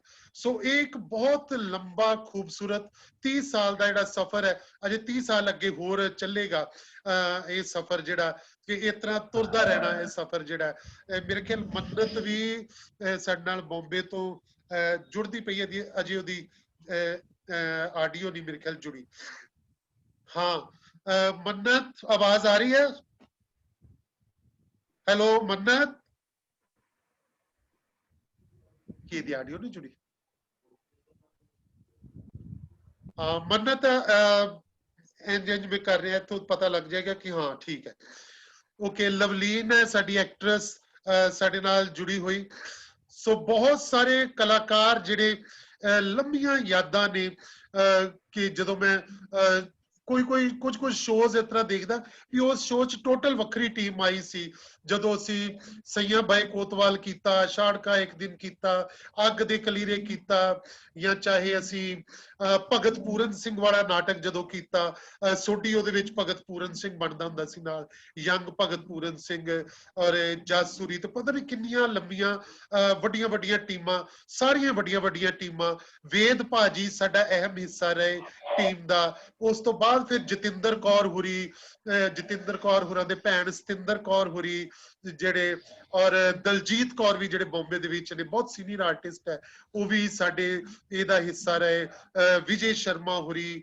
ਸੋ ਇਹਨਾਂ ਸੁਰੇਸ਼ ਪੰਡਤ ਹੁਰੀ, ਨਰਿੰਦਰ ਜੱਟੂਰਾ ਨੂੰ ਮੈਂ ਹੁਣੇ ਯਾਦ ਕੀਤਾ ਕਿ ਉਹਨਾਂ ਨੇ ਮੇਰੇ 3-4 ਨਾਟਕਾਂ 'ਚ ਬਹੁਤ ਅਹਿਮ ਕਿਰਦਾਰ ਨਿਭਾਏ, ਚਾਹੇ ਇਮੈਨੂਅਲ, ਮਰਕਸ ਪਾਲ, ਯਾਨੀ ਬਹੁਤ ਸਾਰੇ। ਸੋ ਮੈਂ ਹੋਰ ਉਹਨਾਂ ਨੂੰ ਸਾਰਿਆਂ ਨੂੰ ਯਾਦ ਕਰਦਾ ਰਹਾਂਗਾ। ਸੋ ਮੈਂ ਅੱਜ ਦੇ ਇਸ ਮੌਕੇ ਤੇ, ਇਸ ਖੂਬਸੂਰਤ ਸਫ਼ਰ 'ਚ ਸਾਰਿਆਂ ਨੂੰ ਜਿੱਥੇ ਸ਼ੁਕਰੀਆ ਵੀ ਕਹਿਣਾ ਚਾਹੁੰਦਾ ਕਿ ਤੁਸੀਂ ਆਪਣਾ ਅਹਿਮ ਟਾਈਮ, ਬੜਾ ਖੂਬਸੂਰਤ ਟਾਈਮ ਜਿਹੜਾ ਕਿ ਮੰਚ ਦਾ ਹਿੱਸਾ ਬਣ ਕੇ ਤੁਸੀਂ ਗੁਜ਼ਾਰਿਆ, ਔਰ ਮੇਰੀਆਂ ਝਿੜਕਾਂ ਵੀ ਸਹੀਆਂ, ਪਰ ਤੁਸੀਂ ਬਹੁਤ ਸੋਹਣਾ ਸਾਥ ਨਿਭਾਇਆ, ਔਰ ਉਹ ਸਾਥ, ਸੋਹਣੇ ਸਾਥ ਦੀ ਦੇਣ ਹੈ ਕਿ ਅੱਜ ਤੁਸੀਂ ਸਾਰੇ ਜੁੜੇ ਹੋਏ ਹੋ, ਔਰ ਜਿੱਥੇ ਜਿੱਥੇ ਵੀ ਬੈਠੇ ਹੋ, ਚਾਹੇ ਉਹ ਸਕੂਲਾਂ 'ਚੋਂ, ਕਾਲਜਾਂ 'ਚੋਂ, ਬਾਹਰਲੇ ਮੁਲਕਾਂ 'ਚੋਂ, ਜਿੱਥੇ ਵੀ ਕੰਮ ਕਰਦੇ ਪਏ ਹੋ, ਤੁਸੀਂ ਸੋਹਣੇ ਕੰਮ ਕਰਦੇ ਪਏ ਹੋ। ਇਸ ਗੱਲ ਦੀ ਮੈਨੂੰ ਬਹੁਤ ਖੁਸ਼ੀ ਹੈ। ਸੋ ਮੈਂ ਚਾਹਾਂਗਾ ਕਿ ਮੈਂ ਹੁਣ ਸਾਹ ਲੈਂਦਾ ਹੋਇਆ, ਸੋ ਤੁਸੀਂ ਆਪਣੇ ਆਪਣੇ ਹਿੱਸੇ ਦੀ ਜਿਹੜੀ ਕਿਸੇ ਨੇ ਗੱਲ ਕਰਨੀ ਹੋਈ ਕਰਦੇ ਰਹੋ, ਆਪਣੀਆਂ ਯਾਦਾਂ ਸਾਂਝੀਆਂ ਕਰਦੇ ਰਹੋ। ਮੰਨਤ, ਆਵਾਜ਼ ਆ ਰਹੀ ਹੈ? ਨਹੀਂ ਨਾ? ਹਾਂ, ਕੋਈ ਸ਼ੁਰੂ ਕਰ ਸਕਦਾ। पाजी मैं मंच रंगमंच के जन्म दिवस से ना एक कविता लिखी है। क्या बात है, चल सुना। सुना फिर। हाँ हाँ जी। मंच रंगमंच के जन्म दिवस की, मंच रंगमंच के जन्म दिवस की आप सबको बधाई हो, बधाई हो, बधाई हो। महकता रहे ये गुलशन हमारा, महकता रहे ये गुलशन हमारा, दूर दूर तक खुशबू भी घेरे, सारी दुनिया में ही इसकी बड़ाई हो, जन्म दिवस की बधाई हो, बधाई हो। हर सुबह इसकी जिंदगी में भरती रहे उजाले, हर सुबह इसकी जिंदगी में भरती रहे उजाले, इसकी हर रात चांदनी, हर शाम सुरमई हो, इसकी हर रात चांदनी, हर शाम सुरमई हो। मंच रंगमंच के जन्म दिवस की आप सबको बधाई। पल पल गाता रहे तराने, हंसी के खुशी के, पल पल गाता रहे तराने, हंसी के खुशी के, एक एक सुर में इसके जिंदगी समाई हो, एक एक सुर में इसके जिंदगी समाई हो। हर सुबह इसकी जिंदगी में भरती रहे उजाले, हर सुबह इसकी जिंदगी में भरती रहे उजाले, इसकी हर रात चांदनी, हर शाम सुरमई हो। इसकी बंद पलकें, इसकी बंद पलकें जो भी ख्वाब सजाएं, इसकी बंद पलकें जो भी ख्वाब सजाएं, वो बन जाए हकीकत, उनमें सच्चाई हो। ये महफिलों के दौर चलते रहे यूं ही, ये महफिलों के दौर चलते रहे यूं ही, इसके आंगन में सदा गूंजती शहनाई हो, इसके आंगन में सदा गूंजती शहनाई हो। मंच रंगमंच के दिवस की आप सबको बधाई हो, बधाई हो, बधाई हो। क्या बात है सुरजीत, बहुत अच्छी, थैंक यू, बहुत अच्छा। सो इन शुभकामनावां ਲਈ बहुत शुक्रिया। और कोई होर कुछ कहना चाਹੁੰਦਾ? हाँ जी भाजी, मैं कुछ कहना चाहूँगा। हाँ जग्गी जी। हाँ, ਤੁਸੀਂ ਸ਼ੁਰੂ ਦੀ ਗੱਲ ਕੀਤੀ ਸੀ, ਲਗਭਗ 30 ਸਾਲ ਹੋ ਚੱਲੇ ਉਸ ਗੱਲ ਨੂੰ। ਹਾਂ ਉਦੋਂ ਤੁਸੀਂ 11000 ਦਾ ਜ਼ਿਕਰ ਕੀਤਾ ਕਿ 11000 ਇਕੱਠਾ ਕਿਵੇਂ ਹੋ ਗਿਆ, ਕਿਉਂਕਿ ਉਦੋਂ ਸਾਰਿਆਂ 'ਚ ਆਪਣਾਪਣ ਸੀਗਾ, ਉਸ ਆਪਣੇਪਣ ਕਰਕੇ ਹੀ ਸਭ ਕੁਝ ਹੋ ਜਾਂਦਾ ਸੀਗਾ। ਔਰ ਜਿਹੜੀ ਟੀਮ ਤੁਸੀਂ ਸਾਰਿਆਂ ਨੂੰ ਇਕੱਠਿਆਂ ਕੀਤਾ, ਔਰ ਕਦੀ ਵੀ ਇਹ ਨਹੀਂ ਲੱਗਾ ਕਿ ਕੋਈ ਬਾਹਰੋਂ ਆਏ, ਸਾਰੇ ਆਪਣੇ ਹੀ ਲੱਗਦੇ। ਤੇ ਉਹਦੀ 11000 ਦੀ ਵੈਲਿਊ ਮੈਂ ਤੁਹਾਨੂੰ ਦੱਸਦਾ ਕਿ ਉਹਨਾਂ ਦਿਨਾਂ 'ਚ ਮੈਂ ਹੰਸ ਦਾ ਸ਼ੋਅ ਕਰਵਾਇਆ ਸੀਗਾ। ਤੇ ਉਦੋਂ ਹੰਸਰਾਜ ਹੋਣਾ ਦਾ ਕਾਫੀ ਨਾਂ ਸੀਗਾ। ਬਿਲਕੁਲ। ਔਰ ਉਹਨਾਂ ਨੂੰ ਮੈਂ 11000 'ਚ ਬੁੱਕ ਕੀਤਾ ਸੀ। ਬਿਲਕੁਲ। ਇਹ ਇੰਨੀ ਵੈਲਿਊ ਸੀ 11000 ਦੀ ਉਦੋਂ। ਤੇ ਇਸ ਕਰਕੇ ਤੁਹਾਡੇ ਮਿਹਨਤ ਕਰਕੇ, ਸਾਰਿਆਂ ਦੇ ਸਹਿਯੋਗ ਕਰਕੇ ਉਹ ਸਭ ਕੁਝ ਹੋ ਗਿਆ। ਬਿਲਕੁਲ ਬਿਲਕੁਲ ਬਹੁਤ ਵਧੀਆ, ਬਹੁਤ ਵਧੀਆ। ਬਿਲਕੁਲ ਕਿਉਂਕਿ ਜੱਗੀ ਨੇ ਵੀ ਬਹੁਤ ਸਾਰੇ ਕੰਟੀਨਿਊਸਲੀ ਨਾਟਕਾਂ 'ਚ, ਫਿਰ ਜਿਹੜੇ ਪਹਿਲੇ 2-3 ਸਾਲਾਂ ਦੇ ਨਾਟਕ ਸੀ ਤੇ ਉਹ ਬਹੁਤ ਸਾਰੇ ਨਾਟਕਾਂ 'ਚ, ਫਾਸਲੇ ਦੇ ਵਿੱਚ ਵੀ, ਈਵਨ ਕੋਰਟ ਮਾਰਸ਼ਲ 'ਚ ਜੱਗੀ ਦਾ ਮੈਨੂੰ ਯਾਦ ਹੈ, ਇਹਦਾ ਬੜਾ ਅਹਿਮ ਰੋਲ ਸੀ। ਜੱਗੀ ਹੀ ਜਾ ਕੇ ਮਿਲਟਰੀ ਵਾਲਿਆਂ ਕੋਲੋਂ ਵੀ ਕਿਹੜੇ ਨੂੰ ਕਿੰਨੇ ਸਟਾਰ ਲੱਗਣੇ ਆ, ਕਿਹਦੀ ਕੀ ਪੋਜੀਸ਼ਨ ਜਿਹੜੀ ਆ, ਉਹ ਕਿਸ ਤਰ੍ਹਾਂ ਸਾਵਧਾਨ ਉਹ ਵੀ ਵਿਸ਼ਰਾਮ ਕਿੱਦਾਂ, ਉਹ ਸਾਰੀ ਟ੍ਰੇਨਿੰਗ ਜੱਗੀ ਸਾਰਿਆਂ ਨੂੰ ਦਿੰਦਾ ਸੀ। ਇਹ ਵੀ ਬੜੀ ਇੱਕ ਅਹਿਮ ਮੈਂ ਦੱਸਦਾ ਉਹਦਾ ਕਾਰਨ ਕੀ ਸੀ। ਇੱਕ ਤਾਂ ਮੈਂ ਆਰਮੀ ਬੈਕਗਰਾਉਂਡ, ਬ੍ਰਦਰ ਮੇਰੇ ਆਰਮੀ 'ਚ ਸੀਗੇ। ਦੂਜਾ ਮੈਂ ਖੁਦ NCC 'ਚ ਹੀ ਉਹਨਾਂ ਦਿਨਾਂ 'ਚ ਵੀ, ਤੇ ਮੈਨੂੰ ਨੌਲੇਜ ਸੀ ਕਿ ਯੂਨੀਫਾਰਮ ਕੀ ਹੁੰਦੀ ਹੈ, ਕਿਹਦੇ ਕੀ ਸਟਾਰ ਲੱਗਦੇ, ਕਿਹਨੂੰ ਕਿਵੇਂ ਆਪਾਂ ਤਿਆਰ ਕਰਨਾ। ਤੁਹਾਡੀ ਅਸਿਸਟੈਂਸ ਮੈਂ ਉਦੋਂ ਅਸਿਸਟ ਕੀਤਾ ਹੀ ਕਰਨਾ। ਹਾਂ ਤੇ ਇਸ ਕਰਕੇ ਉਹ ਸਾਰਾ ਮੈਨੂੰ ਨੌਲੇਜ ਹੋਣ ਕਰਕੇ ਮੈਂ ਤੁਹਾਨੂੰ ਦੱਸ ਸਕਿਆ। ਬਿਲਕੁਲ ਬਿਲਕੁਲ ਬਿਲਕੁਲ। ਨਹੀਂ, ਮੇਰਾ ਕਹਿਣ ਦਾ ਭਾਵ ਦੇਖੋ ਇਹੀ ਸੀਗਾ ਵੀ ਕੋਈ ਵੀ ਕੰਮ ਜਿਹੜਾ ਉਹ ਟੀਮ ਵਰਕ ਤੋਂ ਬਗੈਰ ਜਿਹੜਾ ਉਹ ਸਿਰੇ ਨਹੀਂ ਚੜਦਾ। ਜਦੋਂ ਥੀਏਟਰ ਕਰਦੇ ਤਾਂ ਟੀਮ ਵਰਕ ਹੁੰਦਾ ਹੈ। ਚਾਹੇ ਉਹ ਕਦੀ ਅਸੀਂ ਕਹਿ ਲੈਂਦੇ ਕਿ ਅਸੀਂ ਸੋਲੋ ਪਰਫਾਰਮੈਂਸ ਕਰਦੇ ਹਾਂ, ਪਰ ਸੋਲੋ ਪਰਫਾਰਮੈਂਸ ਦੇ ਪਿੱਛੇ ਵੀ ਇੱਕ ਟੀਮ ਵਰਕ ਹੁੰਦਾ ਹੈ। ਉਹਦੇ ਵਿੱਚ ਵੀ ਇੱਕ ਨਾਟਕਕਾਰ ਹੁੰਦਾ ਹੈ, ਸਕ੍ਰਿਪਟ ਲਿਖਣ ਵਾਲਾ ਹੁੰਦਾ, ਮਿਊਜ਼ਿਕ ਵਾਲਾ ਹੁੰਦਾ, ਲਾਈਟਸ ਵਾਲਾ ਹੁੰਦਾ, ਸਾਊਂਡ ਵਾਲਾ ਹੁੰਦਾ ਹੈ, ਸੰਗੀਤ ਵਾਲਾ, ਉਹ ਤਾਂ ਵੀ ਇੱਕ ਟੀਮ ਹੁੰਦੀ ਹੈ, ਸੋਲੋ ਕੁਝ ਨਹੀਂ ਹੁੰਦਾ। ਸੋ ਥੀਏਟਰ ਜਿਹੜਾ ਇਹ ਇੱਕ ਟੀਮ ਵਰਕ ਹੈ ਜਿਹੜਾ। ਬਿਲਕੁਲ ਹਾਂ ਭਾਜੀ ਇੱਕ ਮੈਂ ਗੱਲ ਕਹਿਣਾ ਚਾਹੁੰਦੀ ਹਾਂ, ਜਦੋਂ ਤੁਸੀਂ ਮਤਲਬ ਆਪਾਂ 7 ਤਰੀਕ ਨੂੰ ਜਦੋਂ ਪੂਰਾ ਪੰਜਾਬ ਬੰਦ ਸੀ, ਉਦੋਂ ਅਸੀਂ ਸਾਰਿਆਂ ਨੇ ਤਾਂ ਡਿਸਾਈਡ ਕਰ ਲਿਆ ਕਿ ਅਸੀਂ ਨਾਟਕ ਕਰਨਾ ਹੀ ਕਰਨਾ ਆ, ਸਾਰਾ ਕੁਝ। ਲੇਕਿਨ ਦਰਸ਼ਕਾਂ ਦੇ ਵਿੱਚ ਤੁਸੀਂ ਦੇਖੋ ਡੈਡੀਕੇਸ਼ਨ ਉਨੀ ਹੀ ਸੀ। ਦਰਸ਼ਕ ਵੀ ਦੇਖੋ, ਕੋਈ ਡਰ ਨਹੀਂ ਉਹਨਾਂ ਨੂੰ ਕਿ ਪੰਜਾਬ ਬੰਦ ਹੈ, ਕੋਈ ਕੁਝ ਨਹੀਂ, ਸਾਰੇ ਹੁਮ-ਹੁਮਾ ਕੇ ਪਹੁੰਚੇ ਉੱਥੇ। ਬਿਲਕੁਲ ਬਿਲਕੁਲ। ਉਹੀ ਤੇ ਮੈਂ ਕਿ ਉਦੋਂ ਤਾਂ ਕੋਈ ਫੋਨ ਨਹੀਂ ਸੀ ਹੁੰਦੇ, ਮੋਬਾਈਲ ਨਹੀਂ ਸੀ ਹੁੰਦੇ, ਕੋਈ ਮੈਸੇਜ ਨਹੀਂ ਸੀ ਕਰ ਸਕਦੇ। ਸੋ ਜਿਹੜੇ ਅਸੀਂ ਕਾਰਡ ਜਾਂ ਪੋਸਟਰ, ਉਦੋਂ ਅਸੀਂ ਪੋਸਟਰ ਲਾਉਂਦੇ ਹੁੰਦੇ ਸੀ ਬੱਸ ਸਟੈਂਡ ਤੇ, ਸਟੇਸ਼ਨ ਤੇ, ਔਰ ਵੱਡੇ ਵੱਡੇ ਚੌਂਕਾਂ 'ਚ ਪੋਸਟਰ ਬਣਾ ਕੇ ਲਾਏ ਸੀ ਉਦੋਂ ਮਾਵਾਂ ਦੇ। ਤੇ ਉਦੋਂ ਇਹੀ ਜਾਂਦੇ ਹੁੰਦੇ ਸੀ, ਜੱਗੀ ਹੋਰੀ ਸਾਰੇ ਇਹੀ ਟੀਮ ਸੀਗੀ, ਤੇ ਉਹ ਉਤੋਂ ਹੀ ਲੋਕ ਪੜ ਕੇ ਆਉਂਦੇ ਸੀਗੇ ਸਾਰੇ। ਭਾਜੀ ਮੈਂ ਜ਼ਰੂਰ ਕੁਝ ਕਹਿਣਾ ਚਾਹਾਂਗੀ ਜੀ ਕਿ ਹਾਂਜੀ, ਨੋ ਡਾਊਟ ਕਿ ਪਹਿਲਾਂ ਜ਼ਰੂਰ 1-2 ਨਾਟਕਾਂ ਦੇ ਵਿੱਚ ਹਿੱਸਾ ਤੇ ਲਿਆ ਸੀਗਾ, ਬਟ ਇੱਕ ਪ੍ਰੋਫੈਸ਼ਨਲੀ ਇੱਕ ਥੀਏਟਰ ਨੂੰ ਜਾਣਨ ਦਾ ਤੇ ਉਹਨੂੰ ਸਮਝਣ ਦਾ ਮੌਕਾ ਯਕੀਨਨ ਤੁਹਾਡੇ ਕੋਲੋਂ ਮਿਲਿਆ। ਤੇ ਮੈਨੂੰ ਲੱਗਦਾ ਕਿ ਉਹ ਹੀ ਅੰਦਰ ਉਹ ਸਿਖਲਾਈ ਜਿਹੜੀ ਉਹ ਰਹਿ ਗਈ ਮੇਰੇ ਅੰਦਰ, ਜਿਹੜੀ ਇੰਨੇ ਸਾਲਾਂ ਬਾਅਦ ਫਿਰ ਮੈਂ ਉਹਨੂੰ ਕੰਟੀਨਿਊ ਕਰ ਸਕੀ ਹਾਂ। ਸੋ ਬਹੁਤ ਗੁੱਡ ਐਕਸਪੀਰੀਅੰਸ ਸੀਗਾ। ਮੈਂ ਪਿੱਛੇ ਵੀ ਜ਼ਿਕਰ ਕੀਤਾ ਸੀ ਜਦੋਂ ਆਪਣੀ ਗੱਲਬਾਤ ਹੋਈ ਸੀਗੀ ਕਿ ਇਛਰਾਂ ਵਾਲਾ ਕਰੈਕਟਰ ਤੇ ਕੁਦੇਸਣ ਵਾਲਾ ਉਹ ਅੱਜ ਵੀ ਮੇਰੇ ਦਿਲ ਦੇ ਅੰਦਰ ਕਿਤੇ ਬਹੁਤ ਨਜ਼ਦੀਕ ਹੈ ਉਹ ਰੋਲ। ਮਤਲਬ ਉਹ ਮੈਨੂੰ ਬਹੁਤ ਇੰਸਪਾਇਰ ਕਰਦੇ ਨੇ, ਬਹੁਤ ਕੁਝ ਸਿੱਖਣ ਦਾ ਮੌਕਾ ਵੀ ਮੈਨੂੰ ਉਹਨਾਂ ਤੋਂ ਮਿਲਦਾ। ਹੁਣ ਵੀ ਮੈਂ ਪਿੱਛੇ ਜੇ ਸ਼ਿਵ ਬਟਾਲਵੀ ਪੜ੍ਹ ਰਹੀ ਸੀਗੀ, ਮੈਂ ਲੂਣਾ ਪੜ੍ਹ ਰਹੀ ਸੀ, ਤੇ ਉਹ ਲੂਣਾ ਪੜ੍ਹਦੇ ਹੂ ਬਹੂ ਸਾਰੇ ਦਾ ਸਾਰਾ ਨਾਟਕ ਮੇਰੇ ਅੱਖਾਂ ਦੇ ਅੱਗੋਂ ਦੀ ਲੰਘ ਗਿਆ ਸੀਗਾ। ਉਹ ਪੂਰਾ ਕਾਵ ਨਾਟਕ ਜਿਹੜਾ ਮੈਂ ਉਂਝ ਹੀ ਪੜ੍ਹ ਰਹੀ ਸੀ ਕਿ ਮੈਂ ਥੀਏਟਰ ਹੀ ਕਰ ਰਹੀ ਹਾਂ। ਸੋ ਉਹ ਬਹੁਤ ਵਧੀਆ। ਤੇ ਜਿਹੜਾ ਬਿਰਖ ਅਰਜ਼ ਕਰੇ ਜਦੋਂ ਅਸੀਂ ਕੀਤਾ ਸੀਗਾ, ਤੇ ਮੈਂ ਅਕਸਰ ਉਹ ਗਾਣੇ ਜਿਹੜੇ ਨੇ ਮੈਂ ਗੁਣਗੁਣਾਉਂਦੀ ਰਹਿੰਦੀ ਹਾਂ ਪਾਤਰ ਸਾਹਿਬ ਦੇ। ਉਹ ਟਿਊਨਸ ਜਿਹੜੀਆਂ ਨੇ ਉਹ ਦਿਮਾਗ ਦੇ ਵਿੱਚ ਇੰਝ ਹੀ ਚੱਲਦੀਆਂ ਰਹਿੰਦੀਆਂ ਨੇ। ਸੋ ਇਹ ਬਹੁਤ ਗੁੱਡ ਐਕਸਪੀਰੀਅੰਸ ਸੀਗਾ।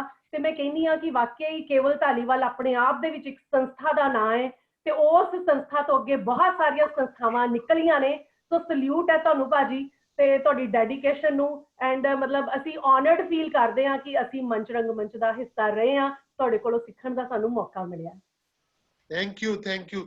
ਇਹੀ ਇੱਕ ਸੰਸਥਾ ਦੀ ਕਾਮਯਾਬੀ ਹੁੰਦੀ ਹੈ ਕਿ ਤੁਸੀਂ ਉਹਦੇ ਵਿੱਚੋਂ ਹੋਰ ਸ਼ਾਖਾਵਾਂ ਜਿਹੜੀਆਂ ਨਿਕਲਦੀਆਂ ਨੇ ਤੇ ਉਹ ਵੀ ਕਾਮਯਾਬ ਹੁੰਦੇ ਨੇ ਆਪਣੀ ਜ਼ਿੰਦਗੀ ਦੇ ਵਿੱਚ। ਤਾਂ ਮੈਨੂੰ ਚੰਗਾ ਲੱਗਦਾ ਹੈ ਕਿ ਜਦੋਂ ਤੁਹਾਡੀਆਂ ਪ੍ਰਾਪਤੀਆਂ ਨੂੰ ਮੈਂ ਪੜ੍ਹਦਾ ਵਾਂ, ਸੁਣਦਾ ਵਾਂ, ਦੇਖਦਾ, ਉਹ ਮੈਨੂੰ ਬਹੁਤ ਚੰਗਾ ਲੱਗਦਾ। ਸੋਢੀ ਕੁਝ ਕਹਿਣਾ ਤੂੰ? ਗੁਰਜੋਤ ਦੇ ਨਾਲ ਹੁਣੇ ਇਹਦੀ ਬਿਟੀਆ ਬੈਠੀ ਹੋਈ ਸੀ, ਬੜੀ ਸਵੀਟ, ਬਿਲਕੁਲ ਪਾਪਾ ਤੇ ਨਾਲ ਬਿਟੀਆ ਇੱਕੋ ਜਿਹੇ ਲੱਗ ਰਹੇ ਸੀਗੇ। ਹਾਂ ਗੁਰਜੋਤ।